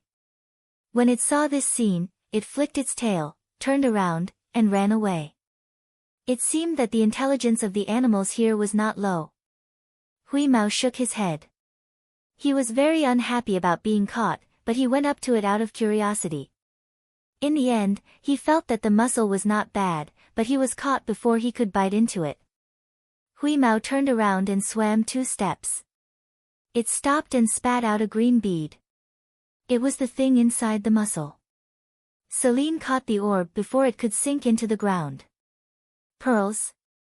Silen looked at this green bead. It didn't have any energy fluctuations, but it had a feeling of vitality. Obviously, it couldn't emit light, but because of the reflective effect, it reflected the light emitted by the mussels next to it with a kind of psychedelic brilliance. What is this? Even though they were underwater, Hui Mao's words were not affected. Silen made a gesture. It was a gesture that Hui Mao was familiar with. It meant money. In other words, this thing was worth a lot of money. Hui Mao didn't look for energy ores anymore. After it came close to the bead and sniffed, it spread its limbs and began to search along the mussels one after another. However, this time, it wasn't stupid enough to go close directly. Although these mussels didn't cause any harm to it, it was embarrassing to be caught. This one doesn't have it, and this one doesn't have it either. Oh, this one does, but it's too small. As long as there was a green pearl, Hui Mao would directly swallow the whole mussel and then spit out the pearl. Eat the mussels, keep the valuable things. In the end, Hui Mao directly swallowed all the mussels with the green pearls, and then spat them all out for Silen.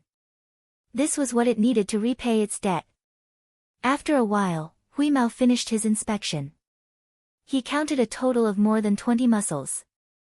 Many of the mussels didn't have green pearls, and among these 20, most of them were on the small side. There were only 5 big ones. Sillin put all these into the leaf ring. This was Huemao's personal item, but after the debt was paid, it would belong to him. Waving his hand, Sillin and the gray cat continued to dive deeper. As they continued to dive, Sillin could clearly sense the energy ores wrapped inside the layer of rocks. He didn't know if it was because his genes had evolved to rank A under the influence of the red and black energy ores, but Sillin could also sense these energy ores. He hadn't said anything before, and everything had been guided by the gray cat. But in reality, Sillin could also sense the energy ores on this side. Maybe his senses weren't as clear as the gray cat's, but he had definitely sensed them and had a clear direction. Even Huimao didn't know about this. In the 6th team, Huimao was the only one who could clearly feel the energy ores. This way, Huimao's role would be highlighted, and the team would place Huimao in a higher position. Ah, it's here, it's here. But the quality will be better if we go further down. Huimao dived straight down. Sillin didn't stop until he was close to the bottom of the river. Sillin only stopped. The quality of the energy ores here was quite good. Although there were more down there, it wasn't necessary. You absorb it, I'll be on the lookout. Huimao's back was facing Sillin, and he looked at the huge object that was slowly approaching from the darkness in the distance. He was very excited. This thing that was approaching seemed to be quite tasty. Sillin used his bare hands to break open the hard outer layer of the rock. Slowly, a palm-sized area that was glowing with green light was revealed. Sillin placed his hand on the surface. The factors in his body had already begun to clamor. As soon as Sillin released the seal, the energy within the ore surged towards Sillin. The changes that happened to his body when he absorbed the energy were similar to before. The only difference was that the green energy ore could activate the AI chip to produce an optimal memory point that stimulated the human body to recover its vitality. In other words, if Sillin was in some kind of life-threatening situation, this memory point would be activated, and his recovery ability would obviously increase by a lot compared to before. The effects would also be much better. This time, Sillin absorbed the energy very quickly. When he opened his eyes, there was already a depression in the area where his palm touched. Sigh, I'll continue to let that cat take the blame for me. On land, Shotten looked at the data that the technician had obtained from the hole that Huimao had made. He didn't speak for a long time. However, he was extremely happy. After being suppressed for so long, he finally saw a gentle light. Whoosh! A 10-meter-long, strange-looking fish with dark green patterns on its body jumped out of the river. No, it was thrown out. When everyone took a closer look, they found that the tail of the big fish was gone. If it was whole, it would be at least 20 meters long. Green blood was still flowing. After it was thrown out, it was still churning. Huimao jumped out of the water and went straight for the big fish. It lay on top of it and continued to chew. As long as it was not dead, the meat was still fresh. Before the fish died, Huimao had to chew more. Looking at this cat and fish, such a sharp contrast in size and such a strange scene, everyone felt a chill run down their spine. As for whether this fish was thrown out by Sillin or some other reason, everyone had their own guesses. However, the most important thing now was to mine, so they didn't continue to think about these questions. After Sillin went ashore, he told Shotten about the situation at the bottom of the river. The bottom of the river is the territory of this big fish. Looks like we'll have to use some underwater tools this time. Yes, you've worked hard. Take a rest first. We'll go to the next stop in about an hour. The slightly larger specialized underwater tools were all on the starship. Shotten needed to make some arrangements. Sillin walked to the side of the big fish. Huimao's eating speed was like a locust passing by. Now, the big fish was no longer struggling and was on the verge of death. Sillin cut open the fish's belly and flipped it open to see what was inside. What are you looking for? Huimao licked its lips and stopped eating. It planned to catch another one when it had time in the future and eat it directly at the bottom of the river before coming up. I'm looking for something. Scylla continued to look without looking up.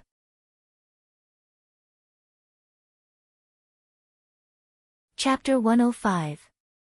Scylla used the foldable knife to look at the thing inside the fish's stomach. This big fish was completely dead, and its body was starting to change. Scylla's hand paused, and a black shadow shot out from the fish's stomach. Scylla's free hand grabbed it with lightning speed. It was a long thing that was as long as a finger. Its body was dark green, and it looked almost black at first glance. There was a big mouth on its head, and it let out a shrill cry that hurt people's ears. Many people who were busy turned their attention to Scylla's hand. Wow, what is this? It looks like it tastes good. Hui Mao was planning to run to the side to sleep, but when he saw this thing, he ran back. If you want to eat it, look for it yourself. There's more inside, Scylla said. Hui Mao sniffed the smell of this bug-like thing. He didn't care that it was dirty, and he went straight into the fish's stomach to look for food. What is this? Shotten walked over and asked. It should be a kind of parasite. I've seen some people find parasites on the bodies of deep-sea fish. Although this big fish is not in the sea, it's almost there. I heard that the parasites in the deep-sea fish are very powerful. Scylla observed the struggling parasite in his hand, and he put a stone next to its mouth. Puff, a hole was bitten out of the stone. Everyone who saw this took a deep breath. Such a powerful thing was a parasite. If it lived in a human body, wouldn't it be dead? No matter how hard a bone was, it wouldn't be enough for it to chew. After Scylla cut off its head with the knife, this thing still struggled for a while before stopping. It was obvious that it had a strong life force. Scylla used the knife to rummage through the fish's stomach again. The parasites inside were almost eaten by Hui Mao. This guy was quite fast. Hey, wait, leave me some of that thing. Scylla used the foldable knife to knock on Hui Mao's head. Hui Mao, who was about to take a bite, spat out the thing in his mouth. This thing tastes good. Of course, these are all things that absorb the host's essence. Scylla stored the little green bean-sized balls into a special bottle. These balls were the eggs of the parasite he had encountered earlier. Hui Mao, who had been tossing and turning in the belly of the fish, was covered in the green blood of the big fish. Scylla kicked him into the river to take a bath, and only allowed him to go ashore after he was clean. After arranging everything here, Shotten brought Scylla and Hui Mao to the next team location. It was a land of ice and snow. It was also the coldest place on the planet. The area covered by ice and snow was also very wide. Hui Mao found two kinds of ores there. One was transparent, and the other was white. The transparent ice ore was a special kind of ore, not an energy ore. It could not provide energy, but this ore was very dense, and almost all of it was made up of water molecules. It was a high-density compressed water crystal. If it was turned into a liquid, its volume would expand by 50 to 100 times. If it was placed in an ultra-low temperature environment, it would absorb the ice in the environment, integrate, and slowly expand. It could be said that it was an excellent crystal for storing water. It was very useful for long-distance travel for the fleet. The other kind of white ore was indeed an energy ore. It could emit a cold light source, and objects that were illuminated by this cold light would be instantly frozen. Before this, there were only cold beam guns and airborne cold beam cannons, but there were no cold beam weapons that were more lethal and suitable for installation on starships. This white ore could achieve that effect, and the technical team was preparing to use this ore to develop a new cold weapon. Other than this spot, the energy ores at the other team's locations were about the same as before. That was why Hui Mao couldn't even be bothered to lick them. He was already sick of the taste. Everyone was very excited now that they knew the location of the ores. However, Scylla did not participate in the mining. Instead, he returned to the starship and slept for 2 days. The energy he absorbed had greatly affected the chips inside his body. While his genes were evolving, Scylla needed to control the changes and take the initiative. He could not allow these changes to happen willfully, or he might even turn into a monster when the time came. Schotten had already reported the matter of this planet to the A-Team, and the A-Team immediately sent people to the planet marked on the star map Schotten had given them. What the 6th team needed to do now was to mine while waiting for the A-Team to arrive and hand the planet over to them. Then, they would proceed with the next step of their operation. Sector Z's planning mission hadn't been completed yet. Although these energy ores were enough to raise their influence in the vanguard, they had to finish what they had to. It had to be said that Schotten had chosen the right route back then. From the start of their voyage until now, other than some of their own kind at the outskirts of Sector Z, they had not run into a single hunter regiment for a long time the deeper they went.